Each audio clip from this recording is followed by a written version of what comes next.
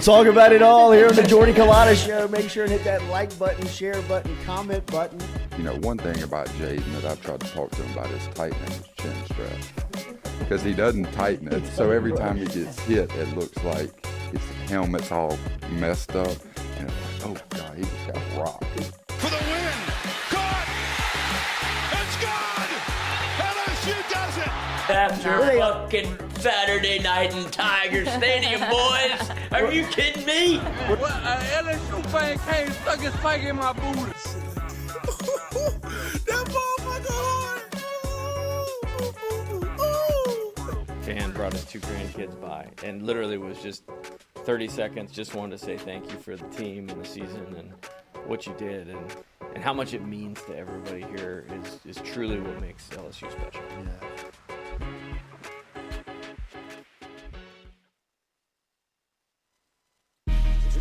Coach Kelly, we're official. Finally, I'm get a telling chance to meet you. Thought I had to get a private audience with the Pope. There's Jordy. Monday through Friday from 7 to 9. Yeah, you see the notification. We about to go live. We got all your favorite guests. We got them in line. It's the Jordy Culotta Show. Come have a good time. Tearing up, answering the question. I thought, my God, if she gets offered this job, she's going to take it. It's just a crazy, fun time at LSU right now. Isn't this what everybody loves? From the boot to the east to the west coast. No matter where we at, we open up the phone lines. Come and join the show. Make sure you tell your friends about Jordy Culotta Show. Yeah. Let's go! Let's go!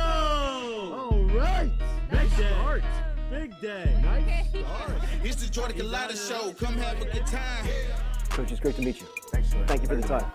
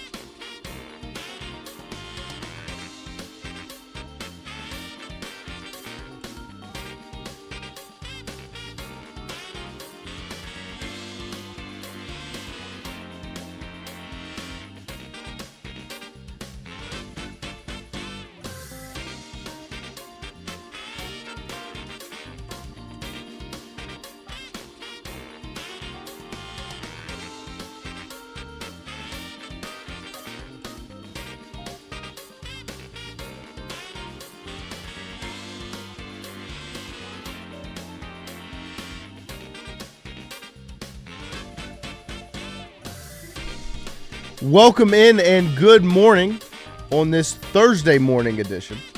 As we are hanging out here, not too much to talk about, but a couple things as the Masters are getting rolling. Tiger, come back and save us. He couldn't even go to the dinner.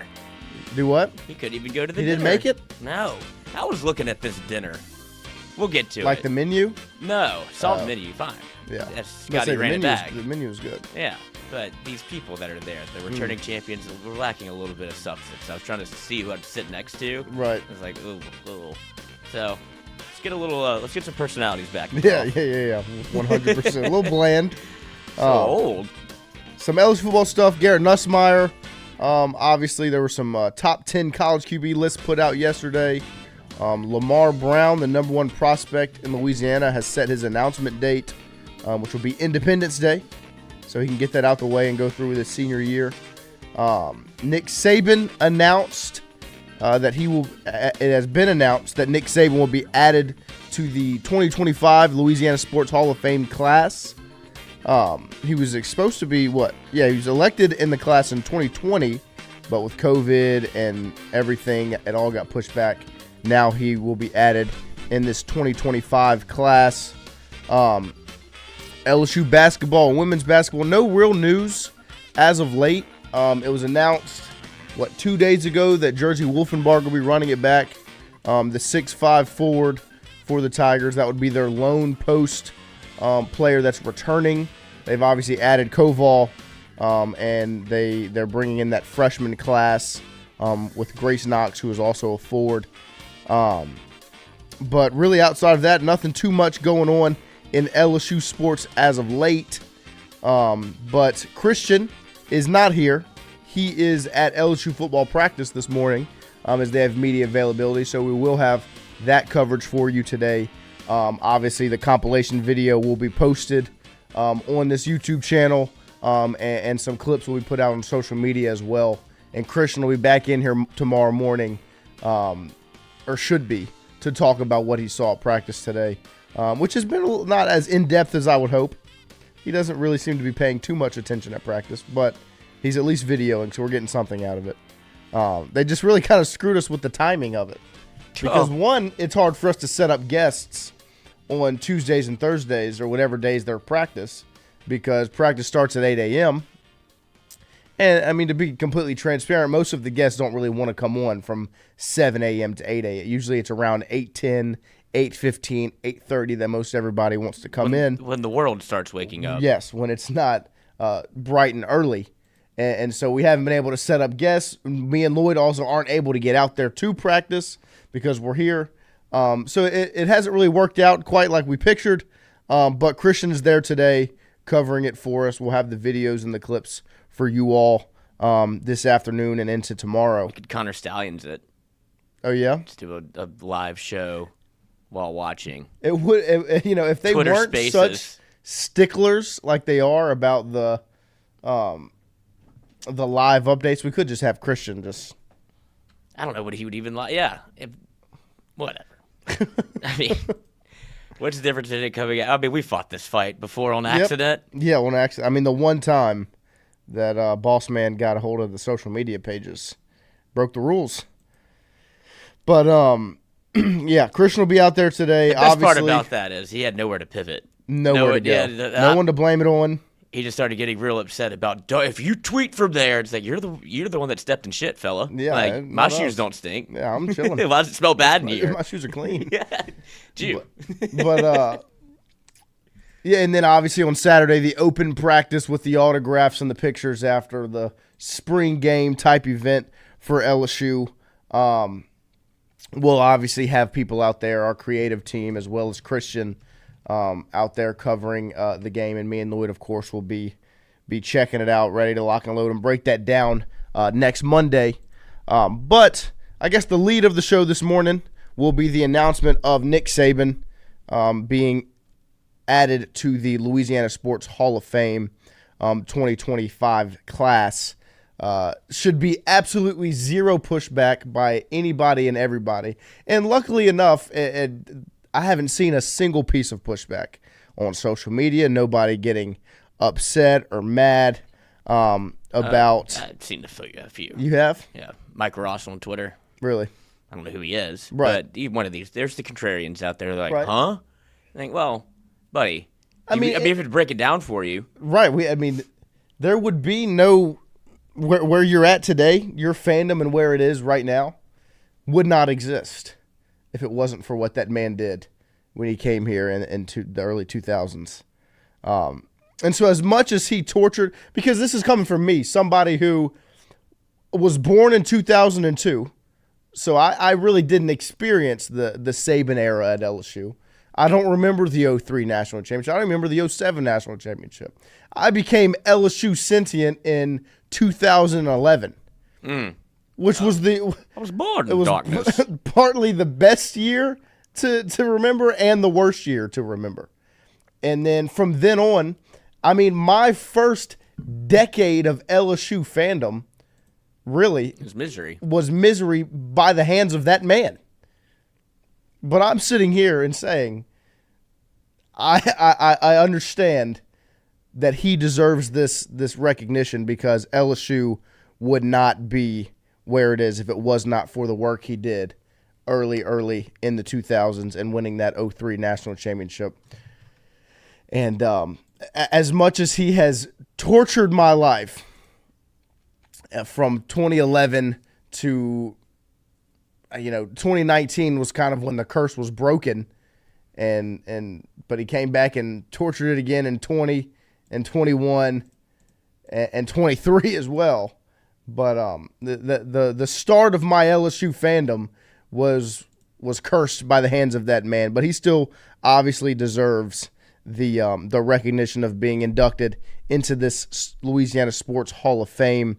He also has close connections with the other 4 2025 inductees: Andrew Whitworth, Herb Vincent, one Glenn Gilbo.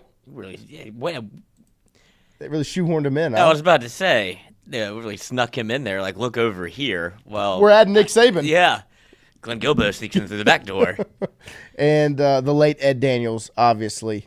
That's the 2025 class and the connections to Saban. But Whitworth, Vincent, Saban, Gilbo, Daniels. I'm reading through the Twitter posts from LSU. And just to get some of these replies out there. Dub, he built LSU and it was nothing. Only the real ones know. Yep. I don't know if you have to be a real one, I think. But yeah, built LSU to what it is. Mike Ross, Stand Talk, LA. Better add Coach O too. Which is a conversation worth having. I mean, I think, Les Miles, does he get inducted? Won a national championship at LSU? Sued the school. Yeah, but it's not the LSU Hall of Fame; it's the Louisiana Sports Hall of Fame. So that's a different. I definitely think O would be 100%. Yeah, 100% up for it. Yeah, O would. I think O's already in. O could have not won a national championship. He'd be in. Just the fact that was the head coach. Yes, probably gets him in. Yeah, a man that speaks with that accent, getting to be the. And I believe Les is already in it, if I'm not mistaken. Okay. Yeah, Coach O definitely should get the as much as it didn't end the way you probably would have liked, the national championship, that team, everyone associated with that 2019 team deserves a nod in some sort of way, and Coach O definitely deserves that sort of recognition, I believe. Let's see. Valerie Clark, Saban should be in solely for giving us Drew Brees. I guess that's another piece of a layer of the cake. For the way that it worked out when he's in Miami. It's my least favorite thing that happened, right? Yeah, I guess that's the fork in the road. If Drew Brees would have ended up in Miami, but then he doesn't go to the Saints, and you don't win the Super Bowl. You could Sean Payton could have pulled something out of Dante Culpepper. I firmly believe that.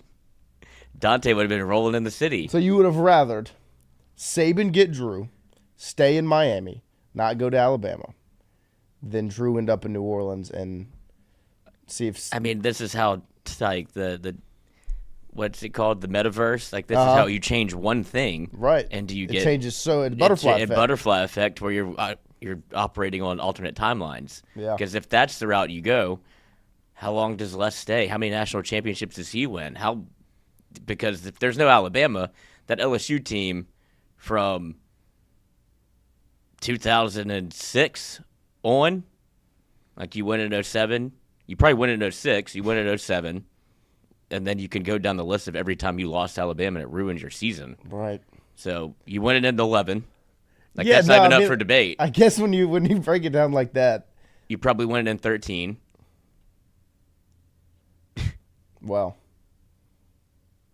Yeah, no, when you break it down in that fashion. That's why there is, if there was any conjecture, that's what it would be, is Nick Saban came back here and he ruined from November to I agree.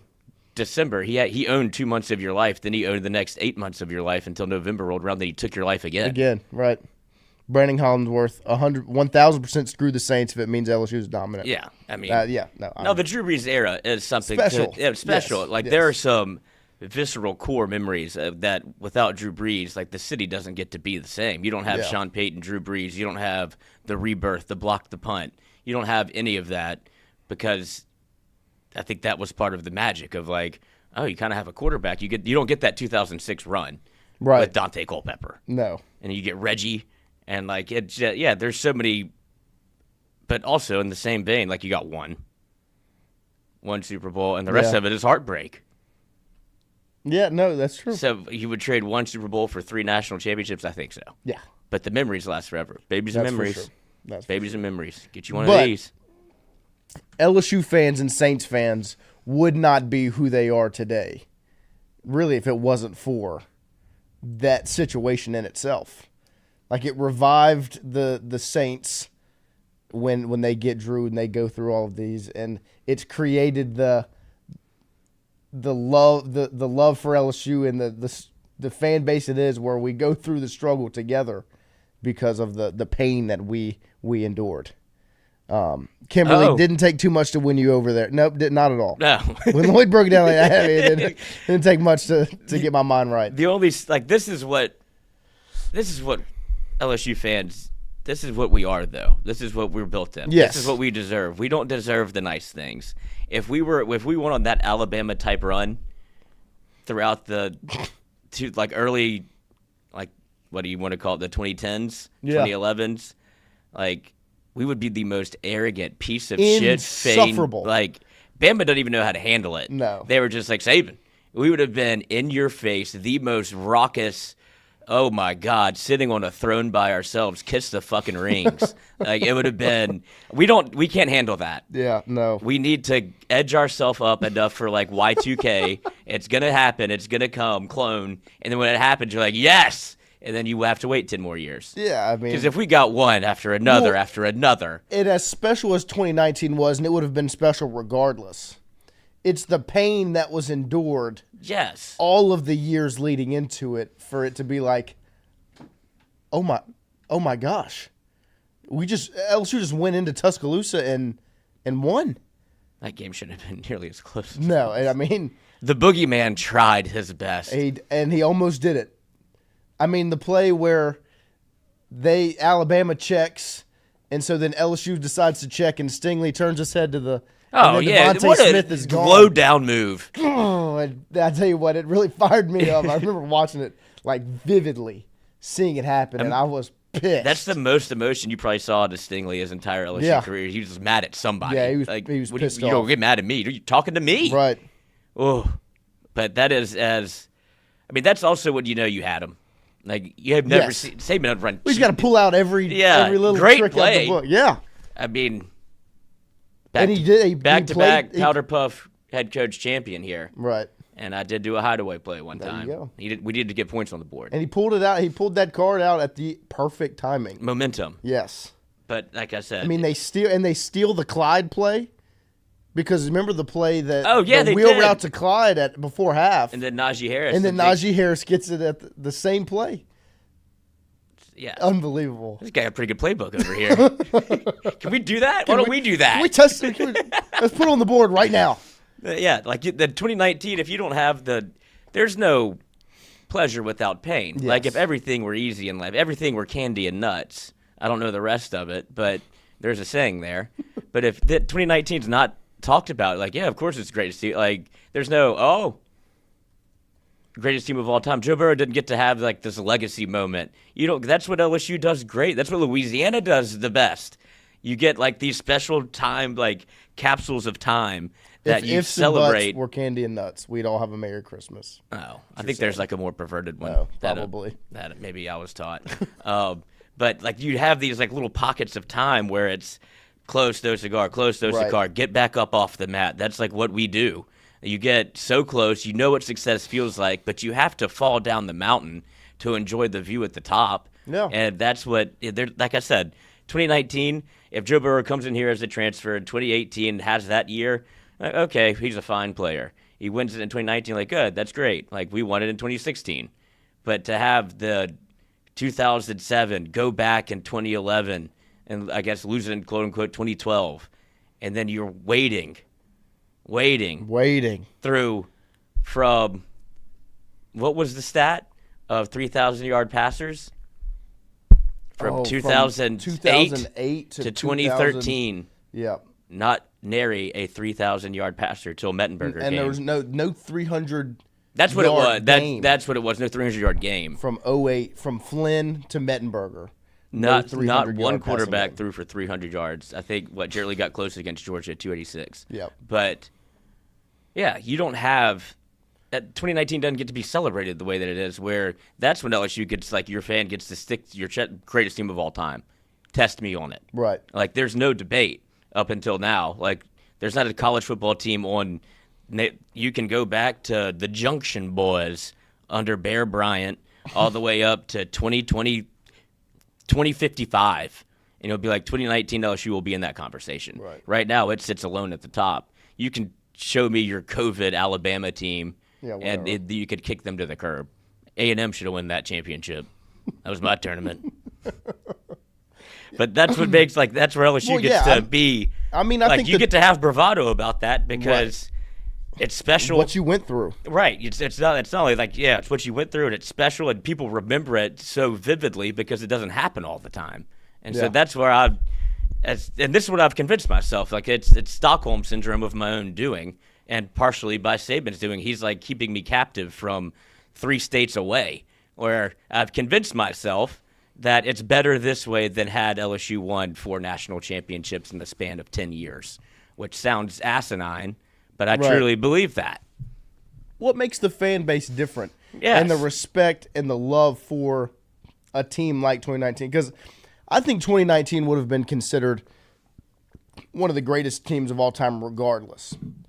But if it was just a one team in a group, 1 year in a group of years, it would have been different. But I think the love that LSU fans have for it, where, like, you can just walk through Baton Rouge and ask them to name the starting nickelback on the 2019 team. Look at this photograph. They'd be able to spit out the whole roster. Like, who's on the defensive line? Who's your star edge rusher? Oh, Caleb Von Chason. You had Patrick Queen, and you had you just go down the list of everybody. That's because of everything that transpired until 2019. If that doesn't happen, then it's just not as special. And that's why, for all the pain and suffering, that's why Saban belongs in the Louisiana Sports Hall of Fame, because he helped forge us in fire. He has created this fan base from one making us fall in love with, like, understand what football can truly be in this state in the early 2000s, to creating our fan base into what it is by dominating us from 2011 to 2018. He made us a bunch of Nepo babies and took the bank account. There you go. And we were like, oh, it's White Lotus. They're going to be a little bit different when we get home. Like, what? No, I like air conditioning. That would be, God, it's going to be such a documentary. Like, just if they just did like a Saban LSU, like an LSU lensed Nick Saban documentary, it would be unbelievable. I mean, Jacques Doucet has to have some footage that has never been seen before. But just the chronicle of time, the people you could interview, and, like, that story in itself. And if you could ever really, like, squeeze all of the juice that you could from that lime and be like, the stories of, hey, he wanted to come back to LSU. Hey, he wanted to, like, when he's at Miami, and the versions of stories like, I don't like coaching in the NFL. I want to go back to LSU. And, like, if that, like, give you that story if there's any truth to it. Right. Like, these things get molehills turn into mountains, but it also carries a ton of weight. And I just wanted to hear, like, Saban open up. What does he have to lose now? Like, oh, I hated it in Miami. I didn't want to do this. Like, I felt like I was in over my head. I didn't have a quarterback. And to be like, oh, there's another alternate timeline where if you have the gumption to Les is in what year? Three? Year 2? 3? I mean, year 3 was 07, correct? So it probably was like 06. Yeah, so it's probably year 2. Yeah. And you're going, fire him, bring Nick back, and you probably would have. I mean, it is as close. This lives in a different, this lives way over here. The multiverse. But it's, to say, like, the Will Wade story, like, what if you just brought him back? Sometimes fans aren't wrong. No, I mean, But I don't think I think there would have been as an athletic director, that would have been you weigh your pros and cons, but like, because people did love Les. I don't know if he was in this icon, whatever you want to call him, celebrity that he eventually like got to, where he's on ESPN commercials drinking grass smoothies and the Mad Hatter, and I mean your legacy is winning the lottery without a ticket. Right. Like, how did he get here? And it was like, oh, it always works out for him. It's like, okay, I guess I could get behind that. What do you like about his coaching style? Oh, he just goes for it. He gets it. Yep. Like, does he? But, yeah, so I don't know. But that would have been, because he did have, like, people were backing him. If he has that 06 season where they probably might have been better than the 07 team. Yeah. But, like, they had enough, they were good enough to where people would have, it would have been a decision that was like 50-50. But it shouldn't have been, and I think you could have weathered that storm and brought Saban back, and then we would have been even worse as a fan base. Yes, yeah. Like Like you're I said, winning all of them. insufferable. Give me Thanos. Insufferable. But, yeah, no, I mean, what a trip down memory lane we just took. Because, man. Oh, yeah, absolutely. But like, he's totally deserved. Yes. Absolutely. I mean, there shouldn't even be a conversation that this man. The first comment on Tiger dropping says traitor. Like, some people are just going to die on that hill, and I get it. Yeah, I'm not going to push back. And if that's the hill you're on, I'm not going to tell you you're wrong for being there, because those are your feelings, and you're allowed to feel that way. Because I do still have that feeling inside, where it's like, still hate him for what he did to us. Oh, if you induct him in 2012. Oh my gosh! Yeah, like a totally different conversation we're having. Yeah, burn down that new building. Freaking John Branch. Yeah. God. I mean, no, unbelievable. Yeah, Time heals all wounds. It does. And the way I think he's gone about talking about LSU in the past year, now that he's been out Not of coaching, fair he gets carte blanche to do that. has definitely kind of shifted the feelings on him.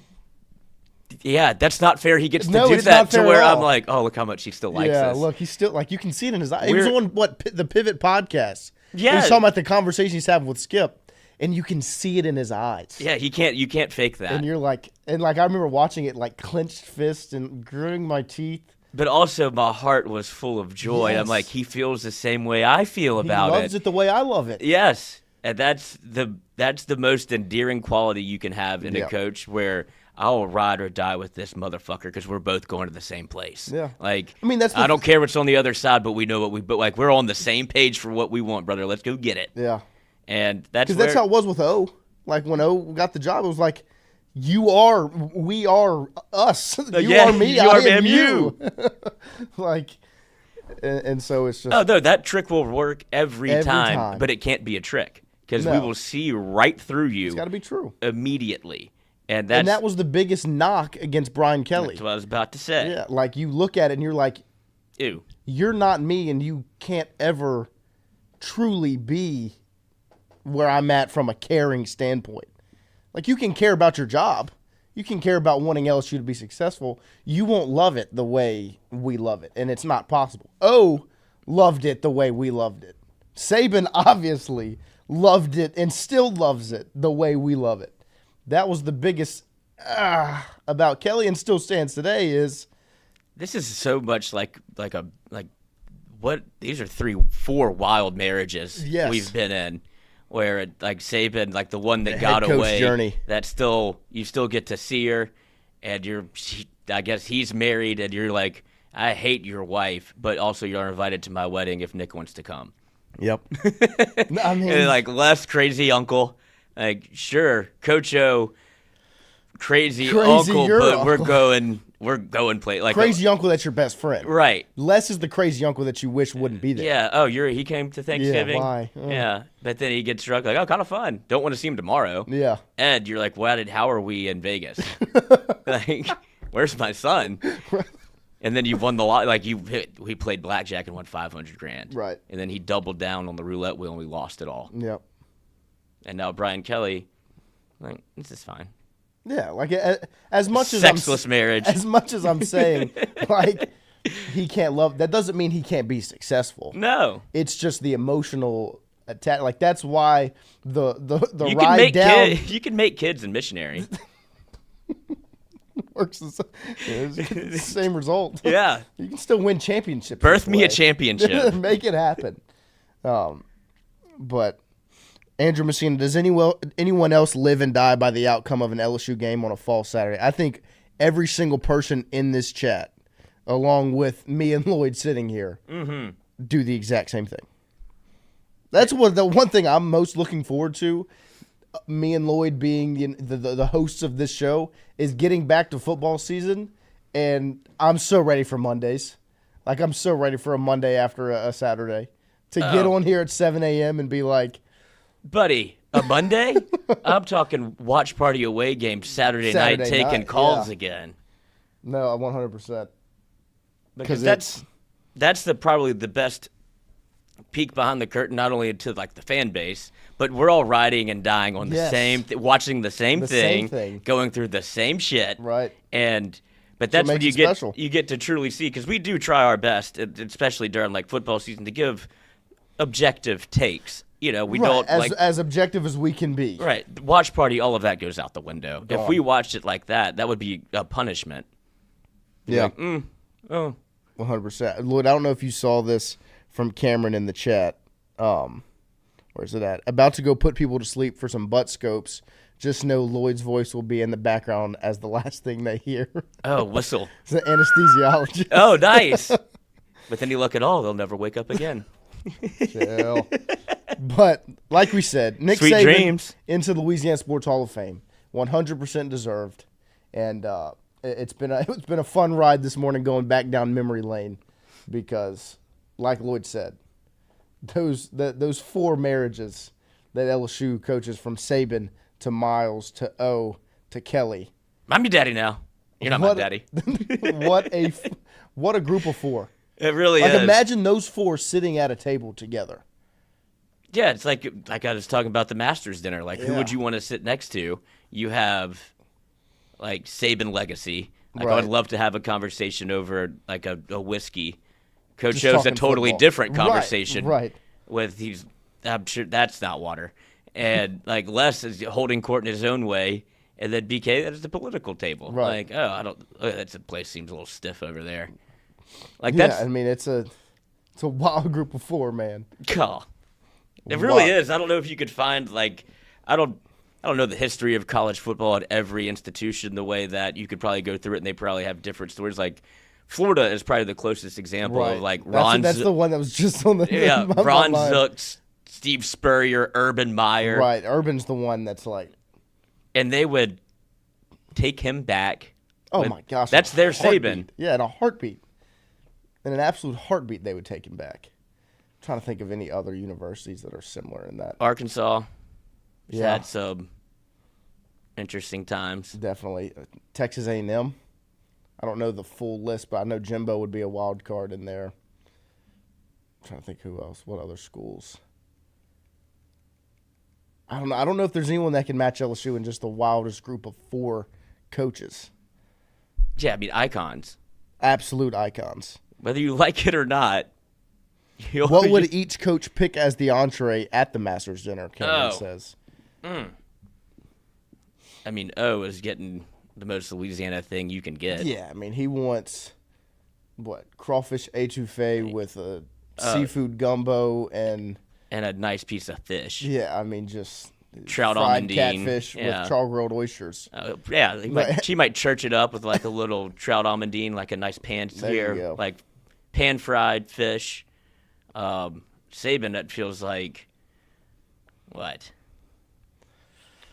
Steak? It's got to be a freaking hoss of a steak. Yeah. Les wants a Big Mac? Les getting a salad. A salad. He would, like, that would be a great your whatever appetizer, like you get like out Tiger Stadium a la mode or whatever. Like you dress it up to where it looks like grass. He actually gets grass. Yeah. Just him. Jared says BK's got to win to sit at that table. He's not at the table yet. Agreed. I'm right there with you.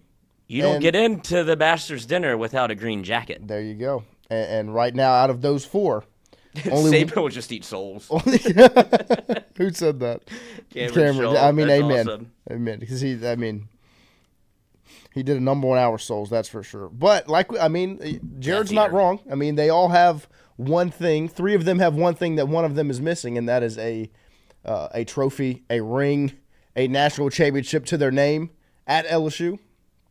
And for Brian Kelly, that kind of brings us into our next conversation of Garrett Nussmeier and this 2025 LSU football team. You saw some lists come out over the last couple of days of top 10 college quarterbacks. And to me, as much as it's to talk about where Nussmeier lines up on these lists, I've seen him anywhere from 1 through 5 on these lists. I think Andy Staples' list yesterday had Nussmeier at 5 behind.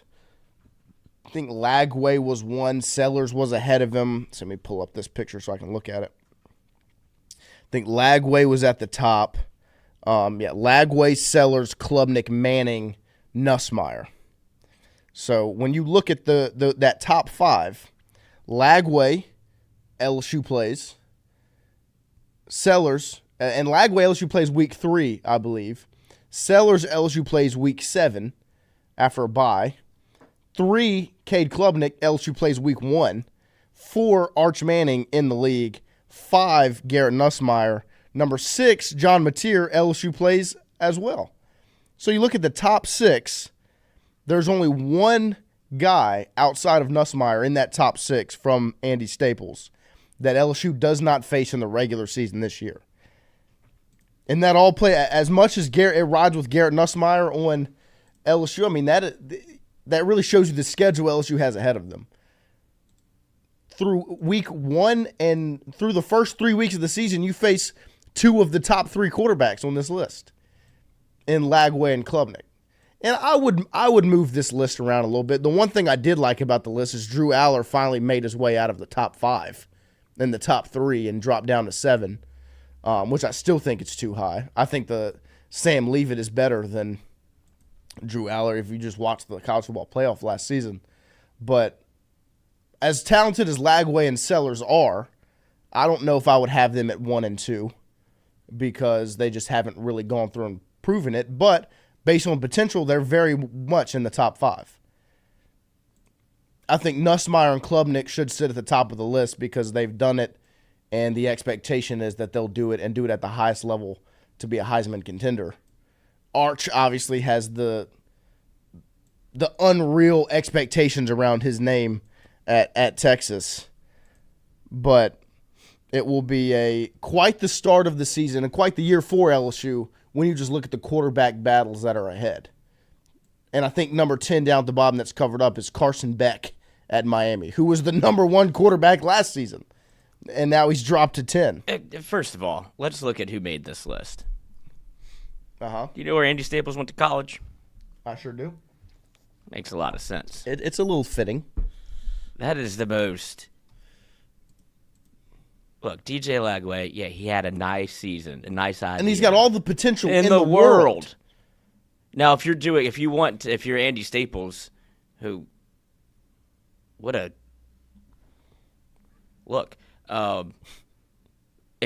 want to spin it in his favor, right? Top 10 college quarterbacks in college football. His only real leg to stand on with DJ Lagway is that he's going to play multiple years. Same thing with, you could say for Sellers, for Arch, or Sam Leavitt for sure. But you can't mix and match this list with that as right. That's one bucket. There has to be a solid rubric to what you're breaking down here. Is it based off potential, or is it based off of what you have seen and expect to see next season? Because, so if you want to re-rank these, what direction do you go? I would go Klubnik and Nussmeier 1 and 2, either order. Because to me, they did it at a high level last season, and the expectation is they're probably your Heisman frontrunners outside of Arch. And to me, Arch's Heisman front-running expectation is based off of potential because you really haven't seen him do it at the highest level against the highest competition. And so really, if you look at the top 5, 3 of the top 5, it's more of a potential thing than anything else. I think Sellers is a little bit of a different conversation because you saw him do it for a season at South Carolina where he battled against LSU until he went down with injury. He cooked Texas A&M in that game. He played well and battled against up until that terrible interception against Alabama. I think Sellers is still somewhat in that upper echelon because I think he's extremely talented. And you saw him do it for an entire season. That's where the separation has to be, in my opinion. You can't just put somebody on there because you've seen spurts here and there last year and you expect it to be that way for an entire season. You've got to put players that have done it for a whole year and have gone and played in those big games higher than anyone else. I wish that Drew Allar was ranked 10, so I wouldn't feel bad at all about even leaving him off the list. But Carson Beck probably fits in that boat too when I made the graphic this way. Right. But, yeah, you have to pick, though. Cade Klubnik, Garrett Nussmeier. And I don't think this is even a biased take by me. Cade Klubnik came on strong at the end of the year, but all of what he does well and what he did well feels a lot like it feels very much, and maybe for college football he might be the right pick because of the way he plays, but it all felt very much improvisational, right?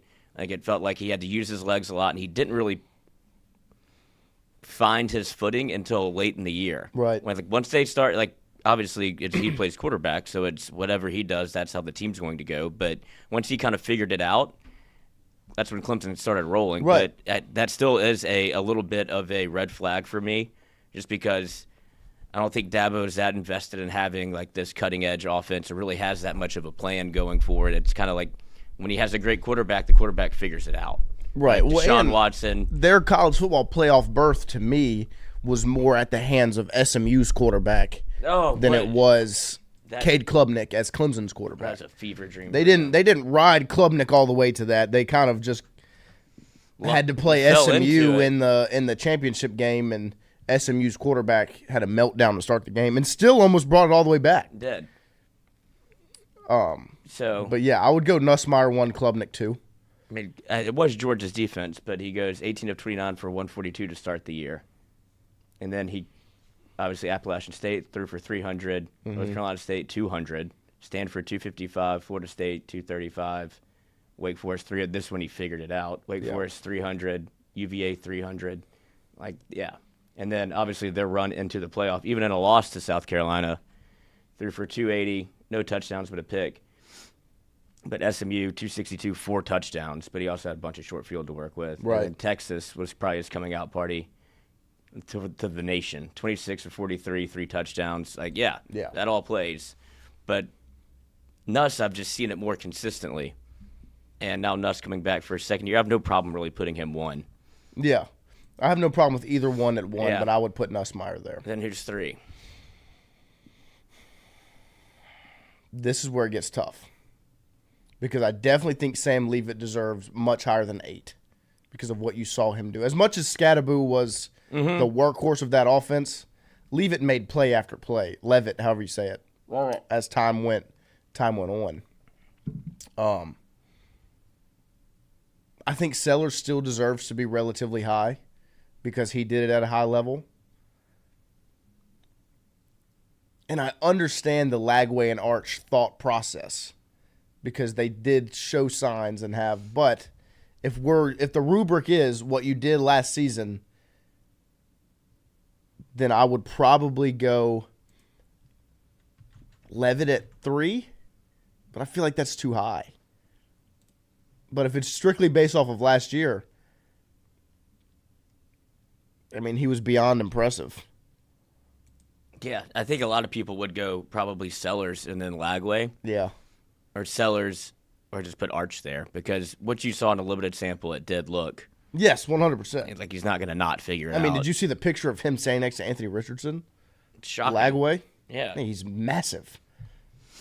So I mean, I would, to me, if I'm just going off of my thoughts and not a strict rubric of last season, it would be Nussmeier, Klubnik, Arch, Lagway, Sellers, Levitt, Mateer, Aller, Mensah, Beck. I still have Beck at the bottom because I would have Beck higher than Aller. Yeah, Aller is, if you have to put him on the list. I'd put him at 10. 10. And a name that not a lot of people are talking about because they haven't seen him play, John Mateer. Yeah, he's the real deal. And he's coming over to Oklahoma, who it does, like these things, you have to kind of rewire your brain to when you see Oklahoma make a move in the transfer portal. You're like, oh, that's SEC, and it's a permanent opponent for LSU. Like, you're going to see John Mateer play this year. And You're going to play against him. Yes. And John Mateer put up numbers last year. And Oklahoma was in the spot with a defensive-minded head coach. They went and got a coordinator, and he brought over his quarterback. So that thing's going to hit the ground running. And I think they're going to put up some big-time numbers early on that people are going to be surprised by because what do you think of when you think of Oklahoma? Like, what they did first year in the SEC, like 8 wins? Like, no offense is the first thing that you think of. It's like, oh, Brent Venables is going to run a good defense. They'll be in football games. They'll try to muck it up. They're going to come in here and start slinging the pill everywhere. And it's going to be this is for Brent Venables' job in a way. If he can put together a competent offense and keep the coordinator, then I think, okay, this is a sustainable version of success. Right. But you have Mateer coming in who's going to be able to, with that relationship already built in, I think that Oklahoma's going to surprise some people early. Yeah, his stats last year, he was a 65% completion percentage, 3,139 yards, averaging 9 yards a pass, 29 touchdowns, 7 interceptions, with 164.1 rating.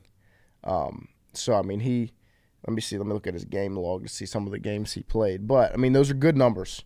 I mean, against Boise, he threw for 327, 2 touchdowns and a pick. Texas Tech didn't have his best showing, 115, a touchdown and a pick. Washington, 245, a touchdown and an interception.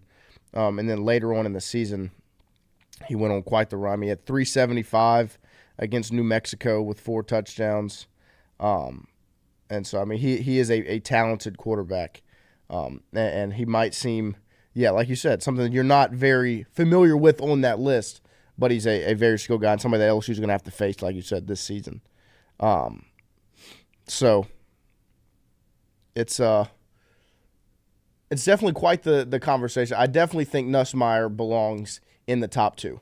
I don't think you can truly put any of those other guys ahead of him after the season you watched last season, besides Klubnik and maybe Sellers, because he did it for a full year as well. And he's definitely a very skilled player, but when it comes to quarterback, to me, Nussmeier is the all around the mental.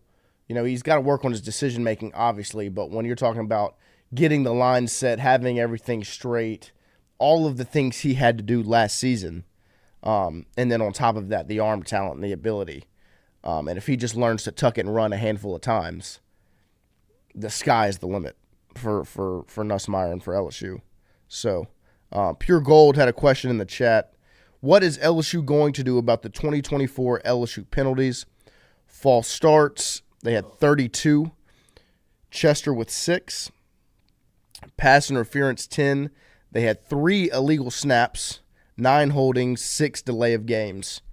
And Will Campbell led the team with 7 false starts, according to Pure Gold. When you break it down that way, I mean, I vividly remember watching these games and remembering these issues. The false starts, the illegal snaps were one that was just, it really shouldn't take much to get those straight. I think the 1 year of experience, if it's Chester as the center or if it's Braylon Moore, an experienced guy, I think that will kind of help solve that problem. Pass interference, I think that's just another year in the Raymond system and with Blake Baker just working. And they went out and got new guys. It's a different DB room than it was last season, and so you expect a change there. Delay a game, I think, will be somewhat solved as it's the second year of the Joe Sloan, Garrett Nussmeier system with this offense. And Nussmeier's not going to have to, in my opinion, do as much work. He won't have as much on his plate as him and Sloan are kind of figuring out their dynamic and the dynamic of that offense.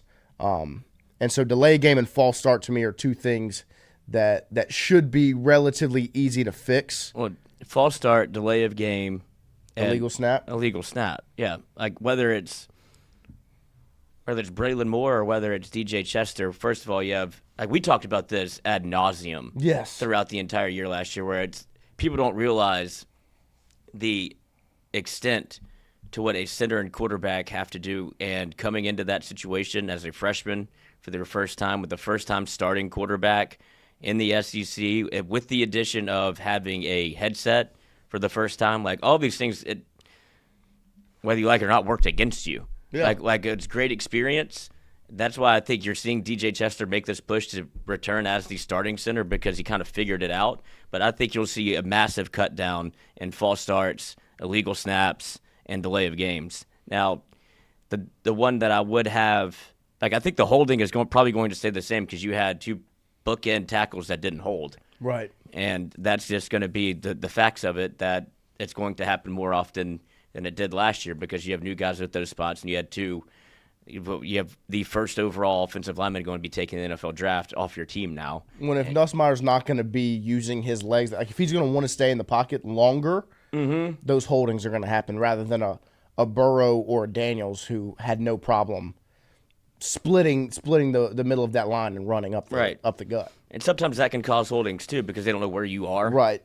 But I do think the holdings go up. But the delay of games is going to be the most interesting thing, because I think a lot of it was Nussmeier having to do so much with a young center and with a green play caller that I think was probably trying to micromanage in a way, whatever he was on the headset and trying to get him calls, trying to tell him what to look for. And at some point, you just have to get the play call in. You can't be talking all the way down to 15, and then Nussmeier has to be able to make line calls, make protection calls, line up the wide receivers, read the defense, and then it's 3-2, and you're trying to snap the ball, and that's how false starts happen. That's how illegal snaps happen. That's how delay of games happen. That's also how turnovers happen. Yeah. And so I think if you can kind of iron out some of those things with Nussmeier and Sloan and be able to work in a more efficient manner, which you saw at the end of the year. Like after the A&M fiasco and after the Florida game, I think is where it kind of was. It was such a transition that it was almost overkill in that way. Whenever you at the time of possession was absurd, but you couldn't score. I mean, you just had you made it so vanilla, because you're like, let's tone it down, and you almost went back to day one install. Yeah, you handcuffed yourself. Yeah, and I don't think it'll be that, but you saw a nice balance, certainly in the bowl game, where it's like, okay. And the Oklahoma game. And the Oklahoma game. And I think if you see that version of LSU's offense, and I do think it's going to change with the addition of Alex Atkins and the playmakers you put in, where you could see a lot of quick game now. Like LSU did a little bit of it. And that's what's so frustrating about watching the LSU offense, is it was so so much flashes of do that again. Ooh, Xavion Thomas in the backfield. Right. You could see that one time. One carry for 25 yards. Don't call that again. Don't ever do that again. But it was like experimental. Right. And if it worked, it was like, all right, we'll save that one for next week. But I do think that they can come up with a method to the madness with what you have all offensively. The playmakers. Yeah, get them the ball in space, get it out of your hands, and then you still have a Nick Anderson, Chris Hilton healthy.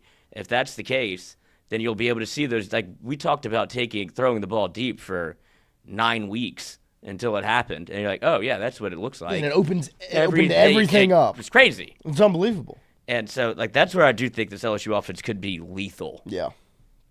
No, I agree. Pure goal with some more numbers. The holding stats was a total of 9. J.K. Johnson 1, Emory Jones 3, Will Campbell 1, Caden Durham 1, Ashton Stamps 1, and then 2 unnamed holdings. Wow, who's that on? I don't know. And then false starts, there was 32 total.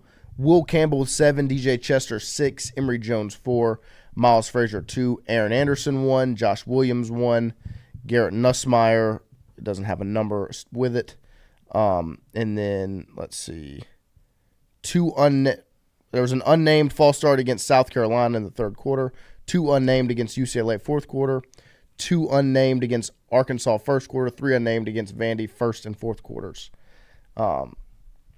It's crazy how they have all these unnamed penalties. But those are numbers, like Lloyd said, that you expect to see change because of the time and the experience in this system, going from year 1 to year 2 of Mike's in the helmet and Garrett Nussmeier starting quarterback and Joe Sloan offensive coordinator and all of those things. You expect to see growth from year 1 to year 2 in all of those realms because of the fact that they're getting an off season. They have that full season under their belt and the jump that we've seen be made from year 1 to year 2. So we'll get more into it in hour number 2. As we approach 8 a.m. this morning, we'll take a quick break, and we'll get right back to it in hour number 2 here on this Thursday edition as the Masters are getting rolling with all of the pre-tournament stuff on the television. We've got it pulled up over here right now, so we'll be right back after this. You're so lucky I'm not sitting in that chair. I would be comatose. Red Stick Sports. Red Stick Sports, a local staple in Baton Rouge to all sports fans, was founded back in 1981 and has remained a family business for over 40 years. Today, they still have the great selection on the floor, but they're also a leader in custom apparel for businesses, sports teams, and other groups. Take it from us, everybody over here at FM Digital Media. They help us out with all of our apparel. Let them help you out today. Go ask for Cody over at Red Stick Sports.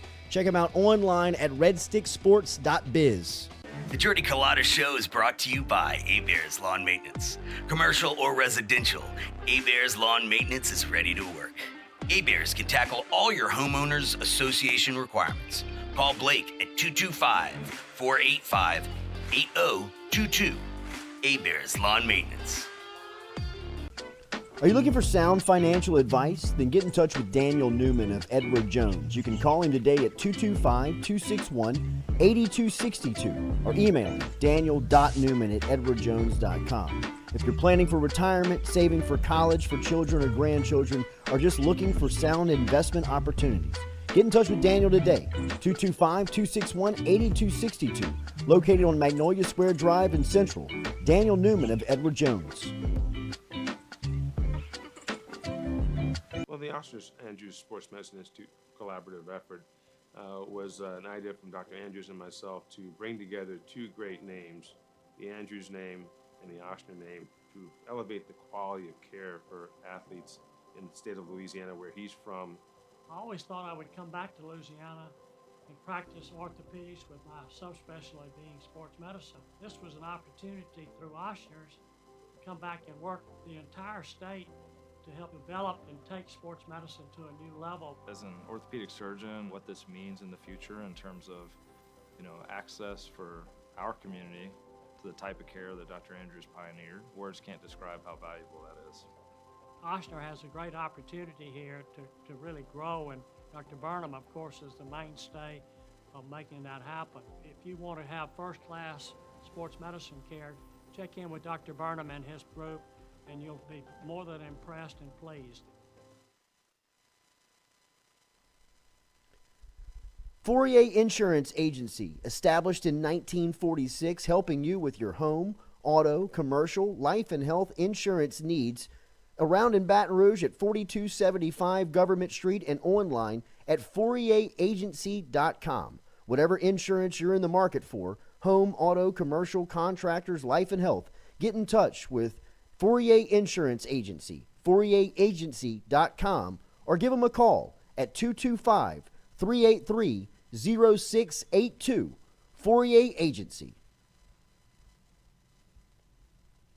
Get Gordon. And get it done. Yeah, everybody know Gordon in a 225. And he done link with Big Foe. He got buku ties, Ferrari sliding, flying in a new coupe ride. And every time I ride by, I see a brand new sign. I'm with Gordon, I know that he gon' get it done. Whether it's a big truck crash or a hit and run, recovery funds, he fighting to get a ton. Mike Epps, man, we all about the Benjamin. Handling injuries, man, are you kidding me? Gordon McKernan, that's champion energy. Yeah, family man with a family plan. Get Gordon, he gon' fix it like a handyman. Gordon, and get it done. Welcome to Trifecta. Trifecta Sports Therapy in Baton Rouge. Recover, repair, restore. At Trifecta, they believe in total body wellness. Trifecta gets the body back to its full potential. Whether you're a youth or pro athlete, a pre or postnatal mom, or if you lead an active lifestyle or a senior citizen, Trifecta has the class, the sports massage, the sports therapist, the stretch therapist, or the equipment like infrared sauna, cold plunges, and golf simulators to find your best. Find Trifecta online at trifectasportstherapy.com or check out the beautiful facility today, 8221 Goodwood. Trifecta Sports Therapy. Hey, Tiger fans, when traveling through Natchez, Mississippi, make sure to visit us, Tom and Wright Granning, at Go Mart on the Go Deli. Go Mart has clean restrooms, community coffee, an awesome beer cave, and a great selection of anything you may need on your trip. Located at 4 Sergeant Prentice Drive as you're entering Natchez on your left. Also, stop by Wardo's Po' Boys at 309 North Broadway on the beautiful Natchez Bluff, where everyone is family.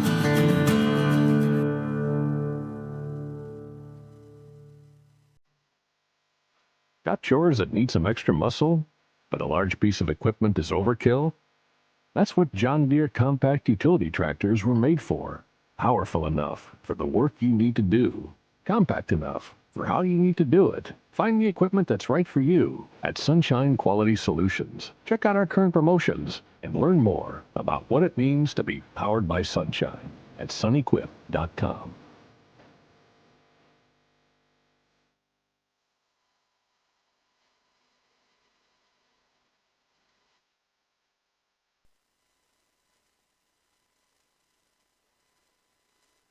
Pressure never faze me cause I'm bigger than pressure. I'm on my grind, bullshit, can't fit in my schedule.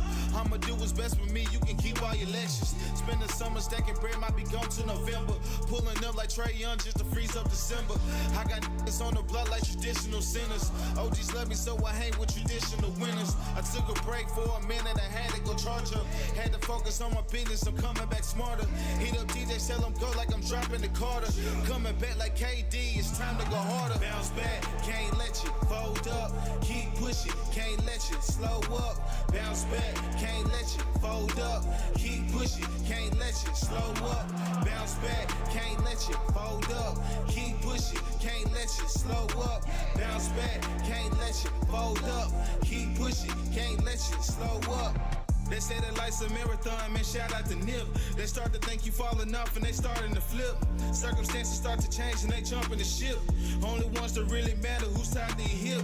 They tried to push you to the side cause they thought you would quit. May bend but never break, your cloth is legit. When you return in rare form, they all gonna be sick. You ever seen a living legend, just know that I'm it. Slow grind like IT, just know that I'm it. Now I'm back up in my bag, I'm giving them fits. Bounce the bat like John Morant, you know that I'm lit. Making plays like Jack Bash, I'm never gonna sit. Had to be patient, so I waited for the situation. Now that I'm focused, I'ma take it with no hesitation. The hard times that I hated gave me inspiration. Look in the eyes from my kids gave me motivation. Bounce back, can't let you fold up. Keep pushing, can't let you slow up. All right, welcome back here. Hour number 2 officially underway on this Thursday morning.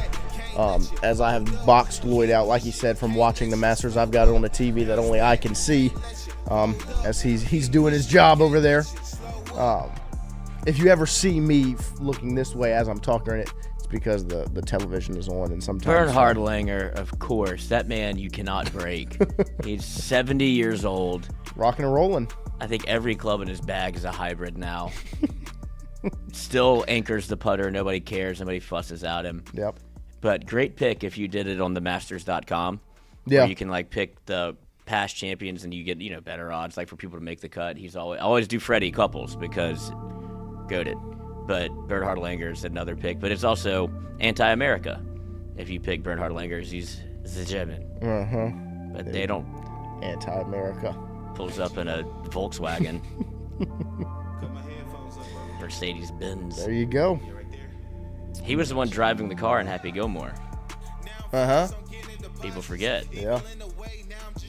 Not you, though. You don't forget. Not me. We appreciate you guys hanging out with us this morning. Don't forget our promo code with Roback. Roback. RHOBACK. Roback.com. Pet that dog. Pet that dog. Code TIGERS, TIGERS, for 20% off. Get you something good. Obviously, it's winter again for some reason. You know, you're waking up every morning, walking outside, and it's a little chilly. It's the globalists. It's the globalists. They're changing the weather.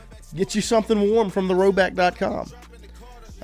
And then, obviously, when you're getting out to LSU events, you can rock the polos and the hoodies and the quarter zips and all of that. As LSU baseball season rolls on, they've got Auburn this weekend as they stay on the road from Norman to Thibodeau, off to Auburn this weekend as they face Sammy Dutton tomorrow night. Chris Stanfield returns to Auburn. Auburn's playing some good baseball right now. They won 2 out of 3 against Bama last weekend.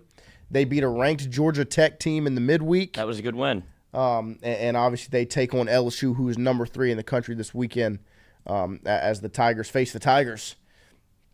And what's another big SEC weekend for LSU ahead of, you know, if you look at the schedule, you got Auburn this weekend. Next weekend, you've got Alabama. And the weekend after that, you've got Tennessee. And when we talked about it before Oklahoma weekend, it was you wanted as much armor and cushion as you could get if you're LSU baseball to be prepared for those big-time weekends like Alabama and Tennessee. And this is a weekend where if you can get 2 out of 3, you're in a very comfortable position heading into Alabama and Tennessee and Arkansas and on. Right now, you're obviously sitting in a good spot with 10 wins in the league.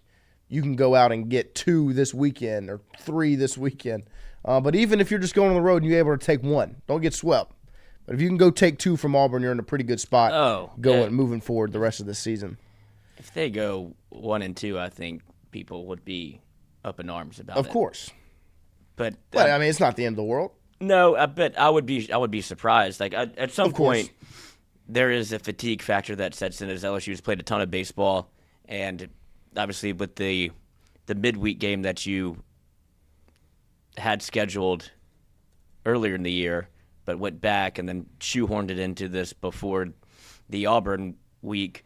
But we talked to Jay last night. Great interview, by the way. Like, I'm not just saying that because I was on the show. If I wasn't on the show, I'd still say it was great because it was one of the more candid versions of Jay we've ever gotten, where he was in a great mood, which is where I was kind of thinking out loud on the show. It's like, he has no idea the stressors that midweeks put on me as somebody that has to, or gets to, I should say, interview him on a Wednesday. But a win is certainly, a winning Jay Johnson is much different than Jay Johnson after a loss.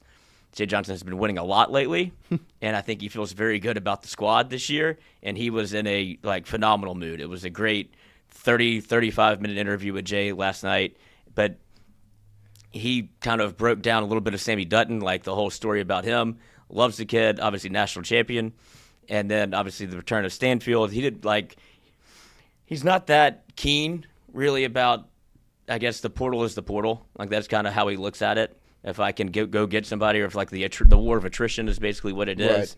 But he was talking about, he quoted Saban, where sometimes there's more to take away from a loss than a win. And he's like, that's what I'm trying to instill a little bit in our guys. Like, it's a great way to look at it. But even in wins, you want to have that same attitude. Like, what did we take from this? What did we take from the Nichols game? And the first question we asked him was their ability to win a multitude of ways. Like, I'm glad you said that because that feels like the calling card of our team. Right. And I couldn't be more proud of having a team that construction-wise, that whenever we built it, this is what we had in mind, and it's kind of coming to fruition in front of us. And he went into the decision to, and this is all time, if you doubt the man, don't think he doesn't have a plan. There's a point in the interview where he talks about his decisions in the Nichols game to bring in Jake Brown as a pinch hitter, to bring in Hernandez as a pinch hitter, to bring in who played when he had to move, like he put Pearson in. Right. And the strategy behind it was he wanted to bring in a lefty because he knew at Nichols he wanted to get their starter out, and if it was going to be a righty-lefty matchup, he's like, well, I'll put Brown in, kind of force their hand. And this was in the 5th whenever they got people on base, and Curiel had the deep drive to center. And he's like, we didn't score any runs, but we saw, like, that's okay. When it gets back, we're keeping all of these people in. That's why he's like, Brown, you play first base for me for 1 inning. That's why you saw Bear go over to third. He's like, I had the lineup where I wanted it. Like the people that I wanted in were in. We just had to get through 1 inning with it looking like that. It's like, because like, is that something that you, it was Chris McGee who was on the show. Is that something that you do like that versatility? He's like, that's not something we want to typically do. like I don't even know if Jake Brown has a first baseman's mitt. Right. But he's like, no, but the way I had it set up offensively and the chess moves he makes in game, like, the people that doubt this man, and if he's ill-prepared or doesn't know what he's doing, are insane. It was one of the most tactful and, like, insight of a coach that you can get of, like, holy shit, you're thinking about the 6th inning and the 4th inning. Right. Like, what this is going to do. If I put him in, they have to go to the bullpen eventually because look what happened. He got lit up. And then you didn't see any runs from it, but you're like, okay, they're in a great spot. Yeah. And if you put in a lefty, I have Pearson on the bench that can come in and draw a walk. Like he has an unlimited cachet to play with, and him knowing how to use all of his weapons and every piece on the chessboard and knowing how to move them is what, in my mind, is what makes him the best coach in the country because like you can see the different styles of coaching, but don't doubt the tact that this man comes with and the recruiting on the other side of it. Like he's like to bring Stanfield in from the portal, like all the moves that he makes are with the one thought in mind: win. Like, right? Yeah. No, I mean it's when it's broken down in that manner. Like when you're thinking about, like, you know, it was a beautiful mind. 100%, because you're looking at it as an outsider, being like, "What are we doing? Why is Barrett third and Brown at first? Like, what are we doing?" And then Jay breaks down of, well, we saw something that I know we didn't score any runs, but we just needed to hold the rope for 1 inning, and then in the 7th, you see what happens. I would love, obviously he's in the dugout, to sit there and watch it with him and have his that mind break down what I'm seeing, because, like, to be completely transparent, I have a relatively, you know, amateur baseball mind. Like, I was never a baseball guy. I mean, I grew up but like I was always football, basketball growing up. So I mean, like, as much as I understand the sport, I'm not dissecting things when I'm watching it. Now I can watch something and be like, oh, that's a big play. Like, if he doesn't make that, you know, if Pearson doesn't snag that ball out of midair and rip it to Milam against Kansas State, I understood that play happened. But, like, I'm not dissecting it. To sit here and listen to Lloyd break it down the way Jay Johnson broke it down, it's unbelievable. Carl down in the chat, Jay is playing chess while others are playing checkers. Jay's playing mahjong while they're playing chess and checkers. I mean, like, what are you doing? It's unbelievable. It really does feel like, if you're like, when he was talking about it and breaking down what he was doing, I was like, that poor Nichols coach is in hell. Yeah, like, I mean, I don't have. Jay Johnson's got a whiteboard that he's writing on in the dugout. Everybody good? Like, no. And these other coaches are like, bring the lefty in. Yeah, I mean, they got a righty on the mound. We're gonna go lefty. I mean, obviously. And did Jay's exactly like, we're what gonna I put this here and that. It's beyond impressive. That's all I was thinking about. It's like, to have to coach against it, because it could have been so easy to keep everything the same. Right. Go out, take your L. Like, I'm not changing anything. Y'all deserve to lose. Like, y'all didn't come out here with any juice, whatever. But it's like, or to just roll. I mean, it's a midweek game. It doesn't matter. That's the difference between good and great. Yes. Like because what he was saying is, like, we were down. Like, and when it was 3-0, he's like, in the 5th, like, it's time to find some offense. Yeah. Like, we need to put the pressure on and be able to score. And he's like that. So I put out my best version of an offensive lineup that we had, and it worked, obviously. But the other thing that he said, which I thought is, like, speaks volumes to not only the intensity, but his kind of, like, pulse for the game. Whenever he radioed into Schmidt, put him on the walkie, and was like, I want you to come in here and change the intensity of this baseball game. And you're like, whoa. Like, is it, like, easy to, like, jog out there, come throw a little bit? It's like, no, this is a chance for you to put your fucking stamp on the game. And he was like, oh, God. I tell you what, he put that stamp on. Yeah, and he's like, that changes how you go out there, and like, changes you, like. Well, get your mindset right. If I'm not going out to pitch against Nichols on a Tuesday I'm not going to get night some work in Thibodaux. Yeah, I'm not here just to throw some pitches. Like, obviously, when you look back at it, you're like, oh, that was high leverage time. But in the moment, to get your guy right of saying beforehand, this is high leverage. Like, you're down 3-0 right now. We need zeros.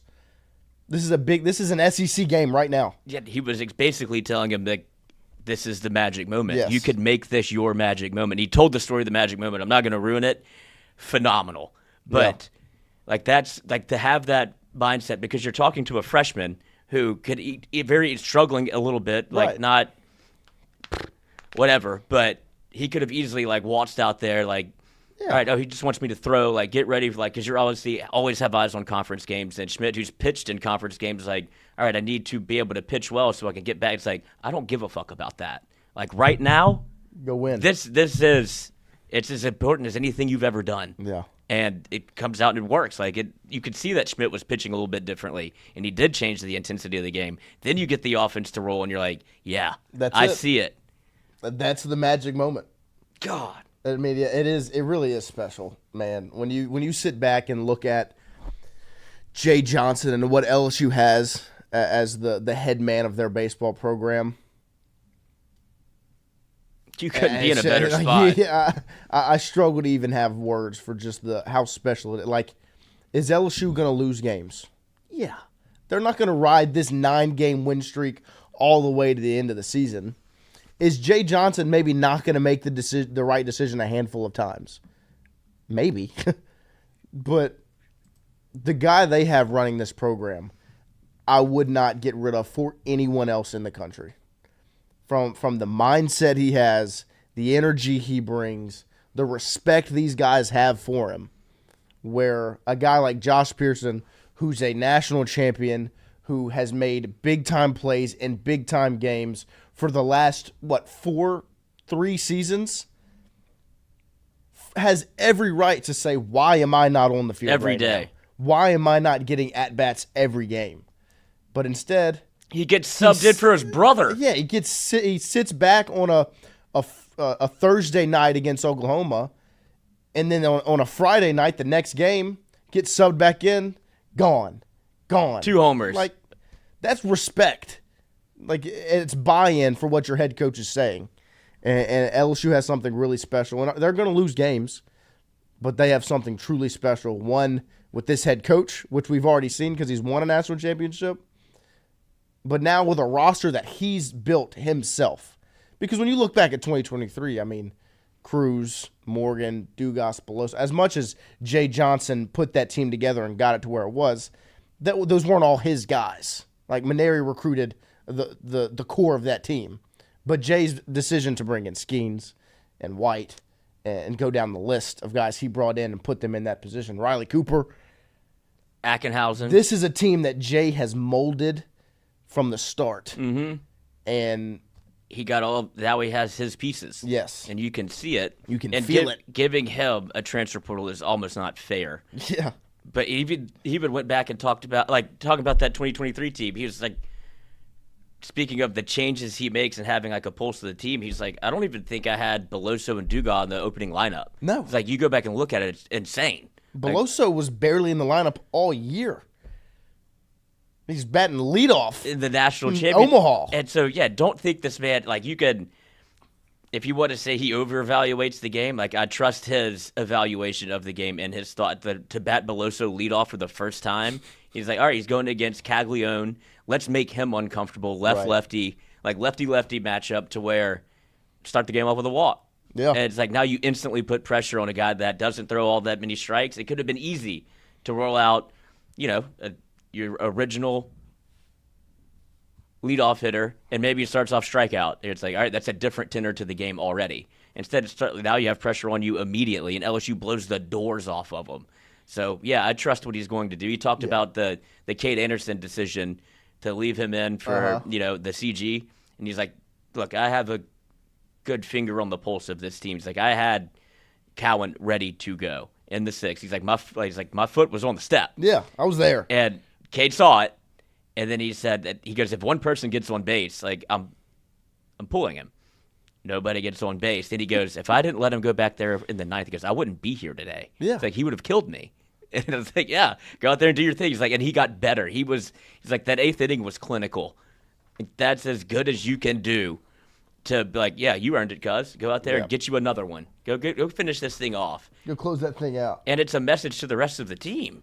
Like, if you're pitching that well and you're in that moment, so it's not always like that. Shows me both. He has the mindfulness to be able to make moves, but also he still has that old baseball, like, roll with your hunches a little bit. Like, let him keep going. Let him keep going. I know the math might not be mathing, but I know what I'm looking at right now, and it's a guy that's absolutely shoving, and he's going to get us a win. So roll with it. And say, he's like, it was one of the easiest decisions I've ever had to make. I don't know why it's one that's been scrutinized. Yeah. No, I mean, it scrutinized by a lot of people that aren't going to understand it, but I mean, when he breaks it down, I mean, he's 100% right. If he does not put Cade Anderson back out there for the 9th, Cade probably chokes him out in the dugout. In the dugout. Like, on input, the second he tells Cade, no, sit back down. Well, and for all the second guessers, like, that's all baseball fans are. They just second guess everything because there's such an immediate result of because it's a change of a person. They're like, oh, should have done that. Like, okay, but there's probably a ton of people that are still like, oh, 35 pitches. Yeah, like, you should have pulled him. Okay, imagine he does pull him in the 9th, and you put in Cowan, and it goes awry. Like, then it's, why don't you leave him out there? Always. I mean, it's one of those, you can't win. You can't win. But this man can't lose. And come on, shout out Cordell. Shout out Cordell. But, yeah, so LSU, big weekend as they head to Auburn to take on the Tigers. They face Sammy Dutton tomorrow night. As Begas is cloning with all this Jay Johnson discussion, and rightfully so. Brother, we understand. I was erect during that interview. It was like it's the ultimate clone interview. Oh, he said he is who I thought he was. Right. So it's going to be a fun one this weekend. Let's see, bada bing, bada boom. You got to get 2 out of 3 against Auburn. I agree. What else we saying? Let's see. Sabion Green. I like Dutton, but we are going to pistol whip him for 40 minutes straight. Let's see what we got. Glimmer, amen, Sabrion. I feel great about being up 1-0 after Friday. Sorry, Sammy, much respect, but that's how it's going to be. Brian Burgess, LSU should take 2 of 3. I agree. I mean, that's you wouldn't be I would be upset with 1 out of 3, with losing the series. Is the world ending if that happens? No. But LSU should go into Auburn and take Friday night. At this point, would you rather have Luke Holman, Gage Jump, or Cade Anderson, Anthony Ianson? It's a loaded question. Because as the season went on last year, Jump and Holman were pretty special. But with where LSU's at right now and watching the way Anderson and Ianson have controlled this, and the fact where they're at right now, and we're, 34 games in? And I'm comparing where they're at in the middle of the season to the end of year Jump and Holman. I'd probably take Anderson and Ianson. I would say Anderson and Ianson almost feel like where Holman and Jump were kind of at the end of the year. Right. And so, like, if they're going to continue on this trajectory, I mean, it could get kind of crazy. Yeah, I mean, if Cade Anderson hasn't proven to you that he's a bona fide ace, I don't know what more he can do. He literally can't do anything more. I saw the numbers get put out on Anderson and Ianson, like just comparing the stat, and obviously it's deeper than just stats. They are so much closer than people think. But they are. It's unbelievable how close they are. And Ianson shouldn't be a starter. Can't pitch here. Right. Like the numbers are. I don't understand why people do that. Like, why do you have to pick somebody and be like, don't like him? Like, there's not really a moment in time that you can point back to and go, I don't think Anthony Ianson's any good. I've got the numbers here. Cade Anderson 6-0. Anthony Ianson 5-0. Anderson 47 1/3. Ianson 42 2/3. Anderson's given up 36 hits. Ianson 35. Anderson 15 earned runs. Ianson 16. Anderson 75 strikeouts. Ianson 66. Anderson 12 base on balls. Ianson 15. Opponent batting percentage 211 against Anderson, 219 against Ianson. In the SEC play only, Anderson has allowed 10 earned runs to Ianson's 8. Anderson's allowed 22 hits in 25 2/3 to Ianson's 19 and 18 2/3. This is all from Hunt Palmer on Twitter. He put it out on the 8th 2 days ago, on Tuesday. Yeah, those numbers haven't changed. Like just sitting there looking at it, because if you were to even ask me, as someone who's watched all the games and respects both of them, and those are your two guys, I would say those numbers, just without looking at them, were probably more separated just off of my thought. Yeah, because you've been... But then sitting and looking at it, it's... Well, yeah, people have been, like, brainwashed and conditioned to be like, Ianson's not any good. And that couldn't be farther from the truth. Like, you would be hard-pressed to find a better number 2 in the country. Right, like, yeah. That you have a 1-2 combination that is elite. And...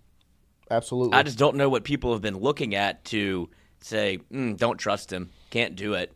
Like, I mean, even the games he's gone out there and hasn't, there's not. You would look at the Nebraska game, he gave up 5 early. And he ended that game with 15 strikeouts? I mean, he won a fist fight against Mississippi State 2 weekends ago, 2-1, where he went out there and had 12 strikeouts. Like... When you sit there and you look at those numbers, I mean, there's a 9 strikeout difference, but there's also a 5-inning difference. The batting average, it's a .008 difference, a +3 difference on walks to Ianson. Ianson's given up 1 less hit, a +1 earned run difference for the numbers are nearly identical. And one of them you expect, one of them is spoken about as the best pitcher in the country, and the other is a guy that people want to replace with your best bullpen arm. And Ianson's getting, there's a 2-game stretch. Uh-huh. I guess this is where everything went to, everybody was off of him. Missouri 3 2/3, 4 earned, and a win. Yep. And there was a lot of people at the box that night that probably had their minds made up after that performance of, ugh. And then Texas, everybody watched that game as well. 4 1/3, 4 earned. Yeah, but you were winning that game when Iason was on the mound. Right. You were winning that game when Iason was on the bump. As much as he maybe didn't put together the best statistical performance, you were winning that game when he was on the mound. Everything went wrong in that game when you took who out of the game, Lloyd? Iason. And thank you. If you want to continue down this path, this is when Iason stinks, right? Shouldn't be your game 2 starter. Mississippi State, 5-hole, no earned, 12 strikeouts. Let's do it again against Oklahoma. 5 2/3, 8 strikeouts. Yep. No earned. Glimmer Fredette, when Iason is on, he's capable of throwing a no-hitter. His stuff is that good swing and miss-wise. Right. When he's on, he's on. But his off isn't that bad. It's not nearly as bad as it's made out to be. Yeah, you're college baseball players, and you forget how bad it can get. And because we've seen pretty bad. Yeah. 3 2/3 is not great, but he still got you 5 strikeouts and 4 runs. That's his worst start. Yep. And the more you leave him in, the stronger he gets in these games because he's efficient when he throws. You're right, he's got swing and miss stuff. Yes. And whenever if he is clicking, he is as lethal as anybody when it comes ball to glove because you up there guessing. Yeah. Wipeout stuff. And it doesn't look like he's trying. No. And that's probably what bothers people too. Right. It's so smooth that it's reach back and give me something. That was 96, cuz. Yep. Easy. Easy. It's not his fault, it's easy. Yeah. So, Begas asked in the chat, $2 super chat. Thank you, Mr. Begas. Multiple seasons, will Curiel be one of the GOATs? Well, he's only got 2 of them. I know we don't like to talk about that, but he's only got 2. But that's still multiple. I mean, this freshman season, you can't understate how special. I mean, 34 games played. He's gotten on base how many times? 34. 34 straight games. Yeah, what he's doing is unprecedented. Yes. And even outside of just his numbers, this is something me and Lloyd have talked about going back to even before the season. The role he has played and the questions he has answered, where your lineup is not what it is right now if him and Stanfield don't fill the holes they have filled. If Curiel doesn't grab the leadoff spot by the throat at the start of this season, your lineup is not what it is. Because everything essentially was constructed once that spot was filled. Everything fell into place. Yes. And he almost was asked, I mean, I don't think that this was expected by anybody to be this good, this early, this often. Right. Because you would be like, oh, he's a freshman batting leadoff. When he doesn't draw a walk in the first inning, or like if he punches out in the first inning, everybody's like, how? Yeah, it's a surprise. You don't, it's a surprise. But to have him bat one and to have the versatility of Stanfield at 9, and Stanfield did an interview recently where he was talking about, like, I've been all over the lineup. I wanted to come here to get better offensively than that clearly has happened. Mm-hmm. But he's like, batting 9th, I couldn't be more excited about it. Like, first of all, it's an opportunity for me to either, however the lineup falls, like, turn it over, or, like, I get to start off an inning and be a leadoff. But it's like, I get to hit with people on base. Like, I get to drive in runs. There's nothing more exciting than that. Ripping them down the third base line. Yeah, like, put a trampoline there. Right. But, like, to have that attitude of, like, you could look at I'm batting 9th. Like, I'm a leadoff guy. Right. And it's, no, dude, I get to drive in runs. Yeah. But the whole thing is constructed. Like, it doesn't happen without Curiel. And 2 seasons, like, I can't think of a guy that only played 2 years. Like, I'm trying to put that played this much as a freshman. Yeah, I mean, Brecky was here for 3, wasn't he? Yeah, I'm pretty sure. But yeah, I mean, I can't think of anybody that played this much. Yeah. As a freshman, that will have only played 2 years.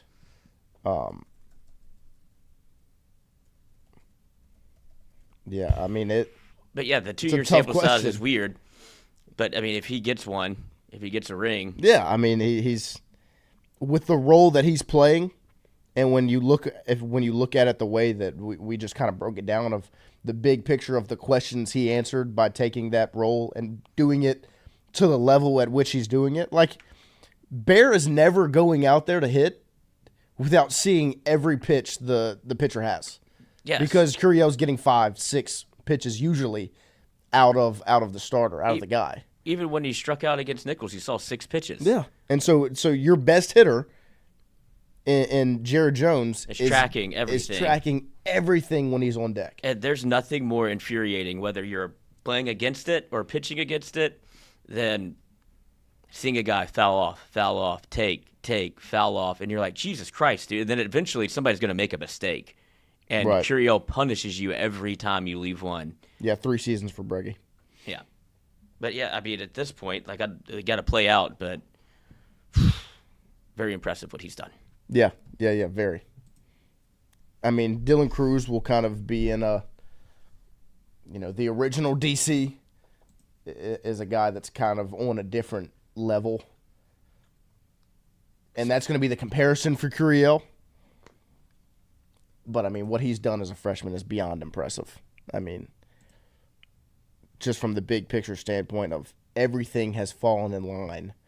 And Jay Johnson has been able to have so much freedom in what he's done with the way Curiel has answered these questions. And I can't think of a freshman that's come in and done something like that from a question answering standpoint, of a roster construction, a lineup construction standpoint, like Curiel has. His butterfly effect of his play is special, very, very special. So, speaking of goats, our shirts are now live. On obviousshirts.com.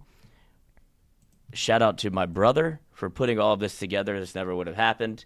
But we have a litany of T-shirts that are now up for sale. ObviousShirts.com. Take your pick of the litter, as here we have a couple of options.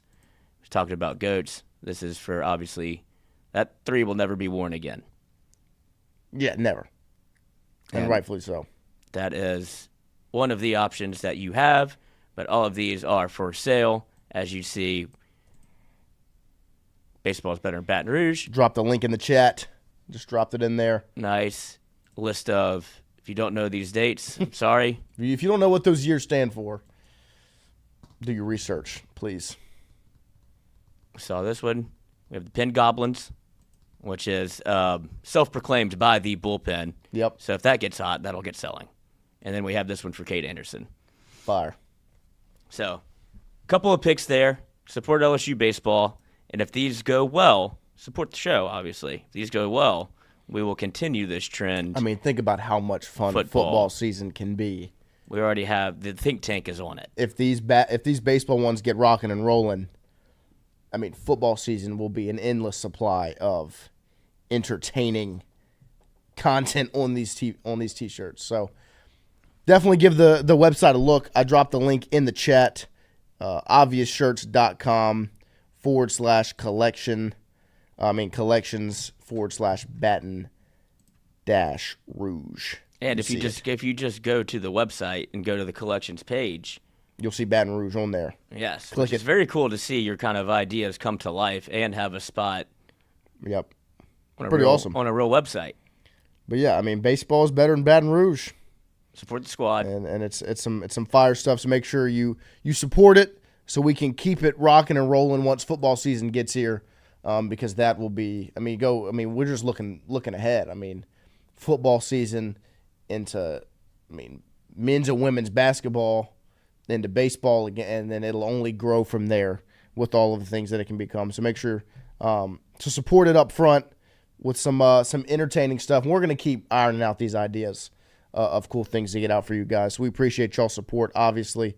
We'll take a quick break here as we're closing out hour number 2. Run these commercials one more time, and then we'll come back and we'll close it out with some entertainment for you all with some games and such to get us out of here on this Thursday morning as the Masters are getting rolling here on the second screen that Lloyd can't see. We'll be right back after this.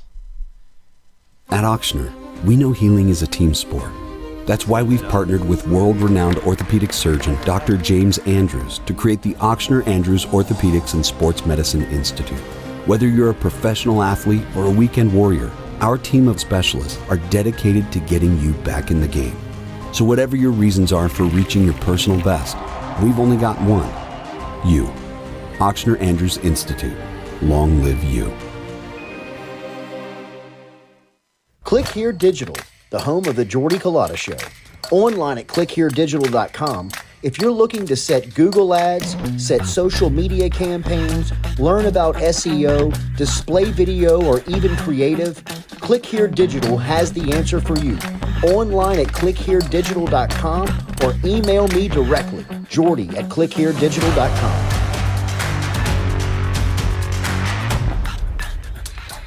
Family calls family. That saying resonates even more as your family grows. And we can't seem to stop growing. Meet the newest member of the Get Gordon family, Penny's cousin Rosie. Rosie already knows, the larger your family, the more people you have to lift you up during trying times. Just like at Gordon McKernan Injury Attorneys, we've grown to over 200 team members with over 50 local attorneys. So whether you pick Penny, employ Ellie, roll with Rosie, or Get Gordon, we want to be your lawyers for life. Your lawyers for life. Phil's Oyster Bar, a staple of South Louisiana since 1945, located in Southdowns Shopping Center and online at philsoysterbar.com. If you log online, you can learn about the private party schedule, the catering menu, and even order online. Daily lunch specials Monday through Friday. Learn about the history when Gus Piazza took it over in the early 70s, made it an absolute stop-in for everyone who came through Baton Rouge, and now Anthony, his son, carrying on the tradition. Phil's Oyster Bar, Southdowns Shopping Center, and online, philsoysterbar.com. It's rare to find someone you can count on when it's go time. It's even more rare to find someone you can count on Well, all the time. At Sunshine, we're proud to offer the John Deere equipment you need and the team can defend on and off the field. Learn more about what it means to be powered by Sunshine at sunequip.com.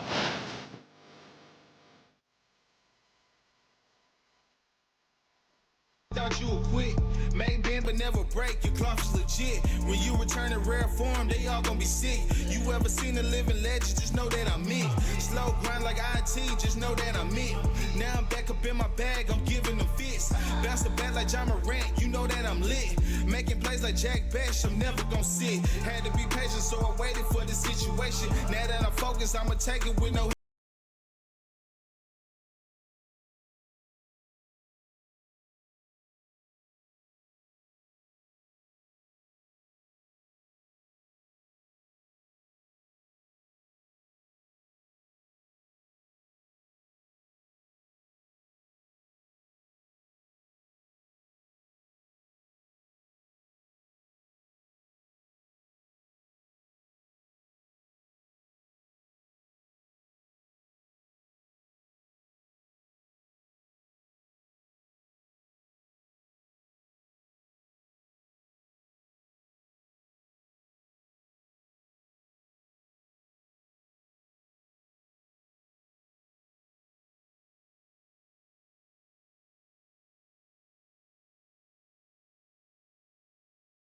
We are back, closing out hour number 2 and the show this morning. We appreciate you guys. I was about to sneeze. Hey! Who's you? Ready! Hey, Chino. How about Gruden? I was about to say, dude, that made me like Will Howard a lot. Yeah, no, Will Howard was kind of my favorite part. Was he gets Will Howard to draw up trips on the whiteboard, and he's like, Gruden's like, why are you smiling about that? Who's the guy you usually have on the island on the backside? 6. And he was like number 4. 4. Yeah, he was at number 4, and Gruden's like, effing right you do. It was awesome. But he like, awesome. It was like Will Howard was cosplaying as Gruden. Yeah. He like kept saying man, and he was like, I was like, this is a bro, like it's happening. Cool. Like Gruden would draft him. Yes. Like he's like, this is my guy. Yes. Yeah, he would. It was. I tell you what, it did definitely. 319. Bump Will Howard up a little bit. Oh my God. Now, if you look at the lineup, there's one glaring thing that stands out about the quarterbacks Gruden has lined up for the QB school. He met with skill players also. It was just when you saw the graphic, it was kind of like, oh. But it still is good content. I mean, as much as Gruden probably grinders, dude, maybe made some bad decisions in his past, the content is undeniable.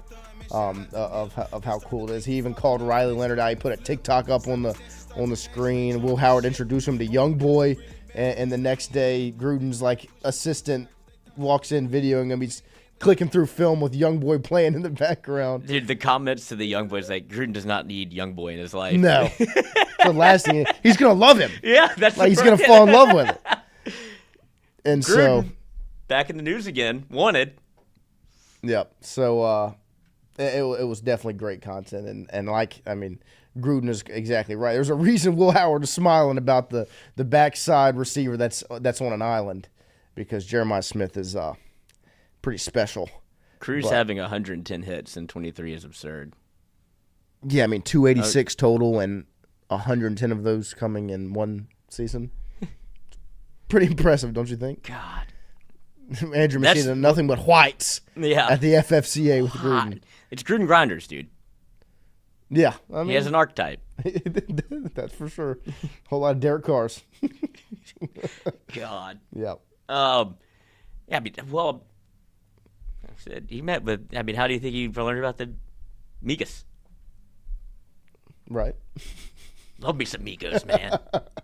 Love me some Migos, man. Tell you what, my favorite still to this day is Frank Caliendo Gruden with Gruden, outstanding. But Christian, you being able to list 107 Young Boy songs did not wash the hot off of you, boy. Yeah, I mean, you are stpaul's.com, brother. But you But I mean, it is impressive that you can read me Malcolm X from back to front. 107 off the dome is impressive, but I think I'm right there with you. I've never really listened to Young Boy.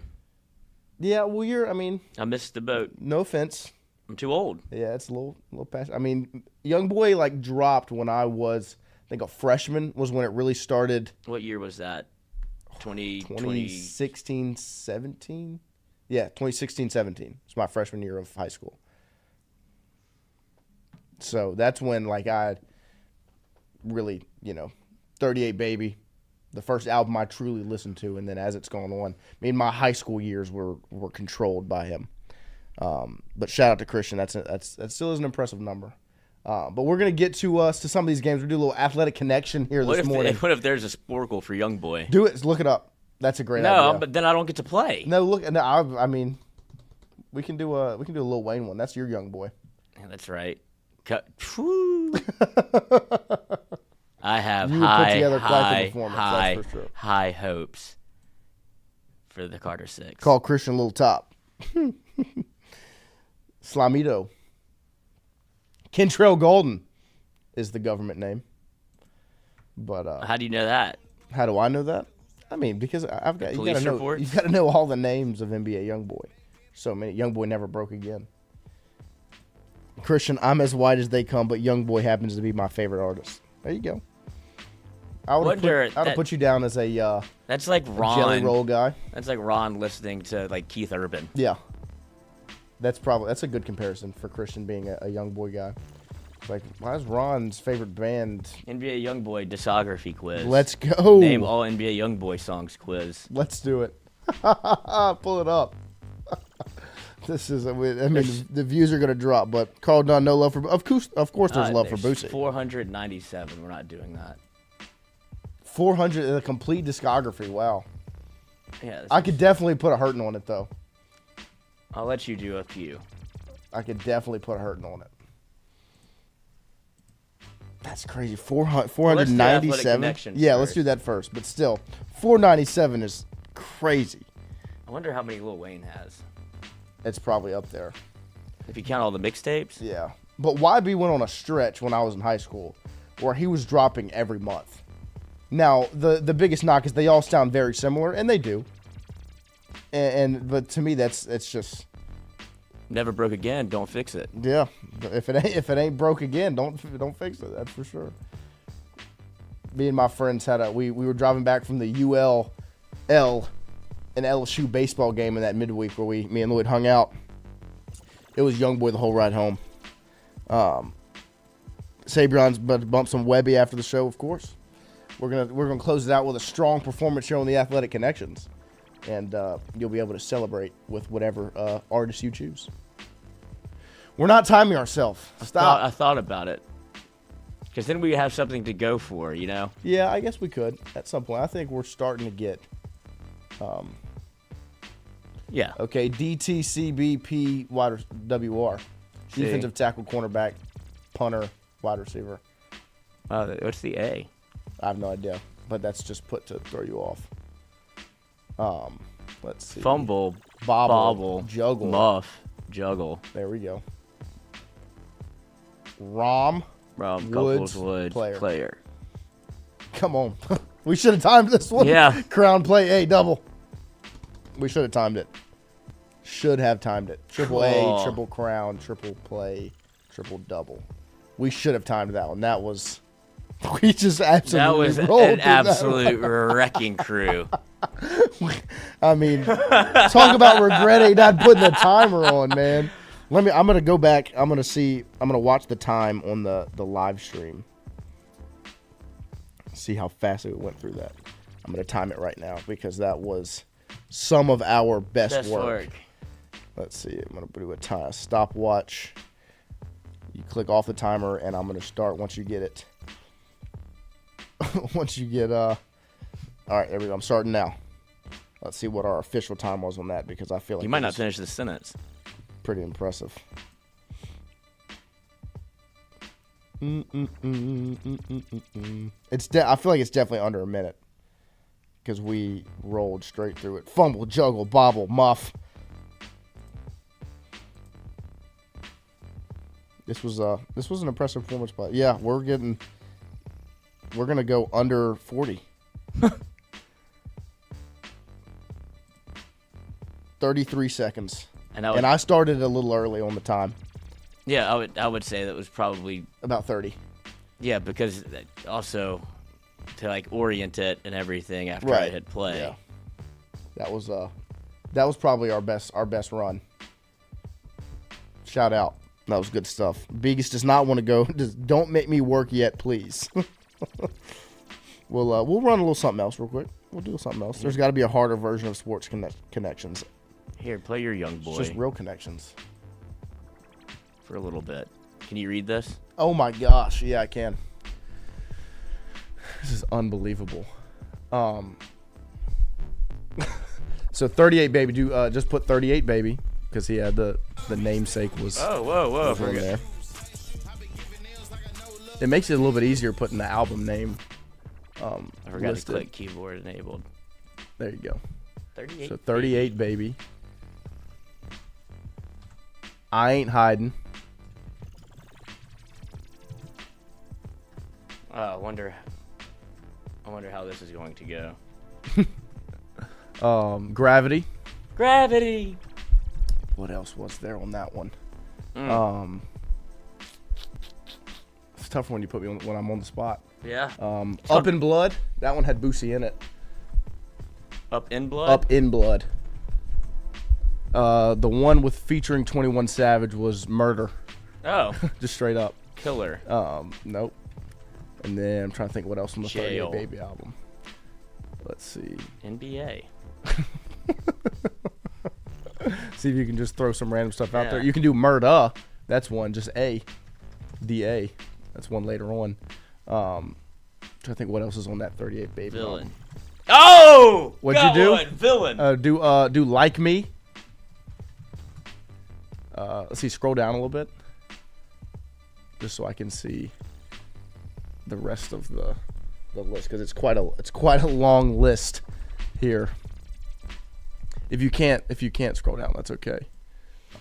See the ones on the right is where it gets tough, because I didn't really listen to 3800 Degrees or My I Got a Family or any of those all the way to the right. I was more of my high school time period on the left. Let's see what else is there. I'm trying to think. Whoa. There we go. Yeah, there's a lot. Let's see. So AI Youngboy, there was what's it? Left hand, right hand, left hand, comma, right hand. There we go. And then there was number 9, NO period space 9. Glock. Nope. There was. Why can't I think of that one song? It starts with a U. It's not Undefeated. It's shoot. I thought this was going to be impressive. Just go off the dome. Let's go Decided. No, big. B-I-G. And then we'll go with, how else would you spell it? Huh? I don't know. You never know. Sometimes. And then there is Mama Said. No, do Cross Me. I'm trying to think of easy ones for you to type in. And then go with,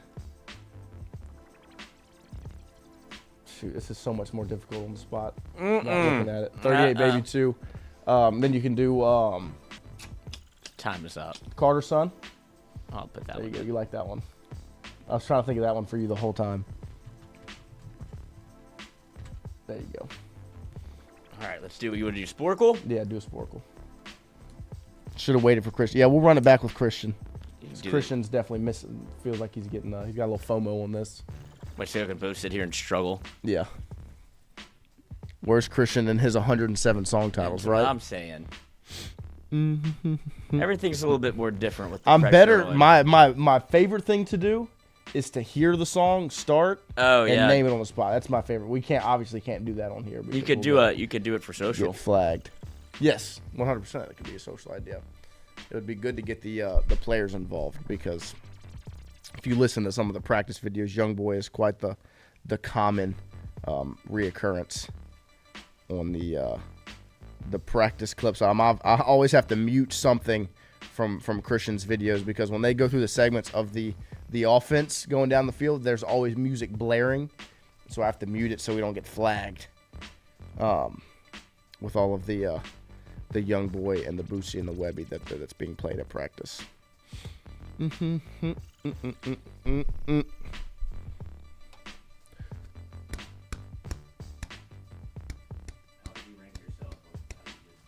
That was not good at all. Okay. Yeah. Are you going to think about it a lot? Yep. Figured. I'm going to sit in the car and think about it. You can't listen to Young Boy all day today. Yep, I won't. I'll listen to country music the rest of the day. Put myself through it. It is hard to think of, like, song titles. Yeah, especially when you look at that board and there's 497 yeah, it's a daunting of them. task. But yeah, it'll be good for social to run it against Christian. See what Christian's got. All right. Sporkle time. Biggest wants to run a game of Monopoly. Yeah. Oh, nice. The host of the Talk Tua podcast. Do you know her name, Lloyd? Hawk Tua? No. Oh, hold on. Oh, keyboard. Hawk. That's not her name.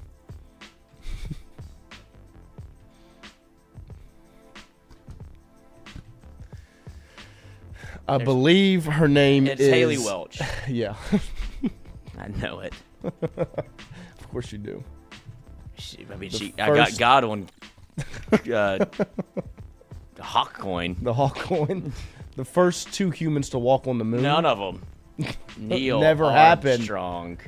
I don't know the other guy. Buzz Aldrin. Oh, I know Buzz. He was in Toy Story. The 3 members of the Christian Holy Trinity. Come on, Lloyd. Catholic school. Father. Lucifer. No. The Holy Spirit. In nome Patri, Filii et Spiritui Sancti. The 4 colors on the flag of Brazil. Green, blue. Red. Oh. Blue, white, yellow. Yeah. Yellow. The 5 most popular romance languages. Physical touch. I don't think that's what they're asking. Watch. Latin. French. Oh, it is? Mm-hmm. I thought it was love languages. Spanish. How was Latin not on there? I thought Latin was like the language of... English. No. Come here, baby No, girl. That's not on there. Let me get a handful of your crawl. German. Ah. Sprechen a dick. What else would be Portuguese? Oh. Japanese, Chinese, Mandarin.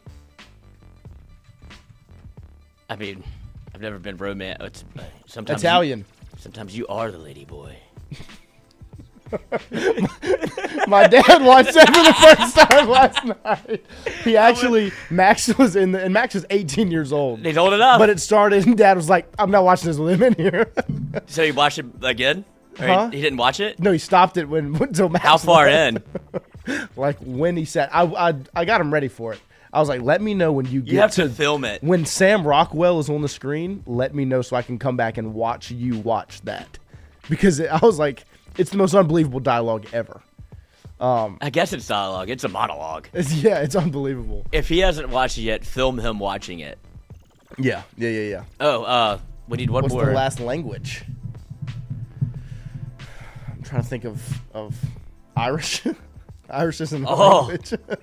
It's not a language. She'll be coming around the mountain when she comes. What else would there be? Russian? That's not. No way. Just try it. I can't think of any other language. German, English. I tried. Biggest Portuguese. Literally spoken in one country. Well, I put French, Romanian, Russian. Okay. Romanian? I mean, I guess English should be on here, maybe. Get over here. Romanian! Come on, who said that? Brian, you dog. 5 players to win multiple 6-man. Lou Williams, he won multiple, did he not? Jamal Crawford. Was it Was it Vernon Maxwell was his name? The microwave? Microwave? He didn't win multiple. Manu Ginobili? Mm-hmm. I mean, he's done it. He didn't win more than one? I don't think I'm spelling it right. I don't know. Oh, I'm trying to think who it. Lou Williams and Jamal Crawford and Manu are the layups. I feel like it would be much more in-depth to go outside of those. J.J. Redick? That's who I was going to say after I figured out how to spell Manu Ginobili. If they make me put that little thing over the top, I have no chance. Manu Ginobili. I mean, I feel like if it was Manu, they would the way you spelled it, they would let you put it. I guess he never won multiple. Oh, who was the other? J.J. Redick? Nope. I don't know. I'll have to come back to it. 6 NFL teams start with the letter B. The Bengals. Bears. Buccaneers. Let's see, what else was... I feel like somebody did this in the chat. Broncos, Bills.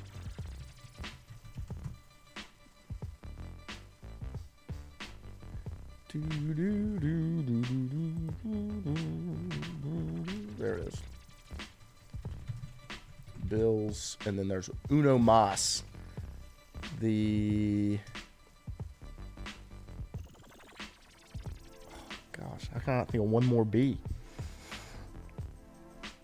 Broncos, Bills, the... Bengals, Bucks.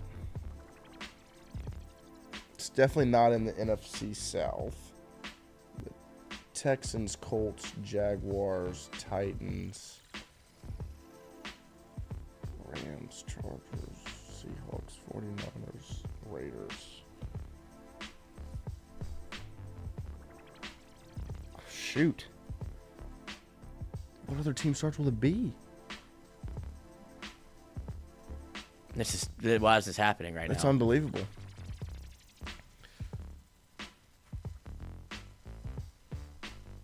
The letter B. That's what they're asking. Yes. The letter B. Use it in a sentence, please. Browns. Thank you, Vegas. Okay. David Robinson. 6th man of the year? I think so. Rudy Gobert. No, that's defensive players of the year. Mm-hmm. Let's see. Nebraska. Right. Yep. Somebody got New Hampshire, North Dakota, North Carolina. I guess that's Massachusetts. New York.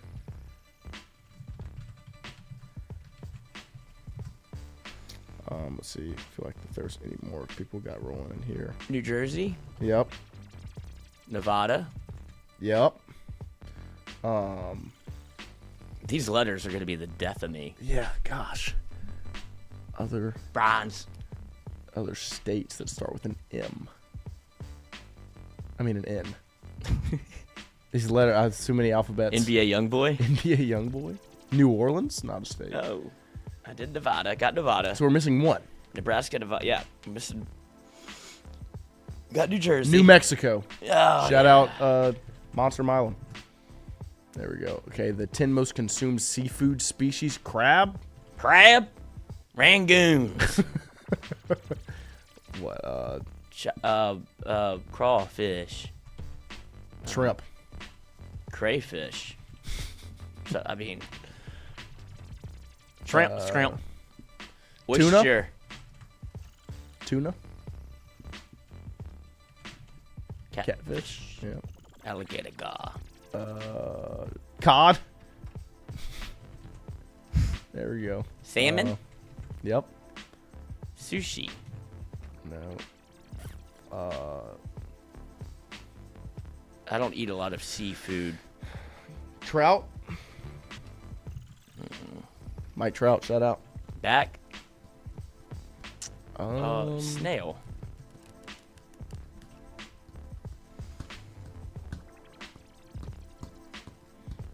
Al Pacino movies. The Godfather 1, 2, and 3.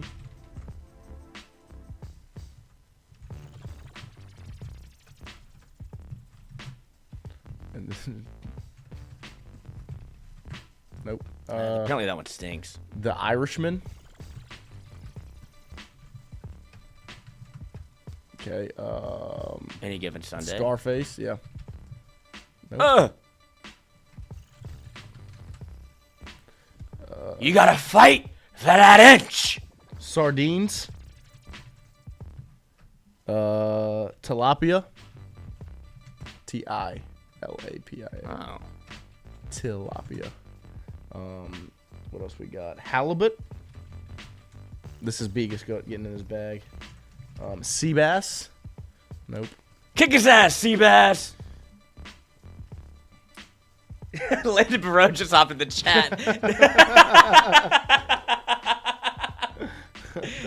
That would be jarring. Let's see. Somebody threw some more. I'm trying to think of what other. I can't believe you didn't get more movies. 6 men. I know. I mean, I got the 2 easy ones. I just can't think of who else would have been Jarrett Jack. won the 6-man multiple times. I can't believe Manu wasn't on there. He has to be. I think it's asking too much. Oh, Robert Parrish? No, he's a starter. Kevin McHale. Ricky Pierce. Ricky Pierce! Detlef Shrimp. Shrimp. Oh, fuck! I knew that from Parks and Rec. Detlef Shrimp. You definitely didn't Wikipedia me on the way here. Nope. Who would do that? But Detlef Shrimp. Appreciate you guys this morning. Clams. Made it past 9 a.m. We'll be back tomorrow. Scent of a woman, dog day afternoon. To recap practice from today, Christian was there. He was there. It's been reported. And we will also get you ready for LSU versus Auburn Game 1 tomorrow night. We'll be back 7 to 9 tomorrow. Love you guys. Go Tigers. Go Tigers. Go Tigers.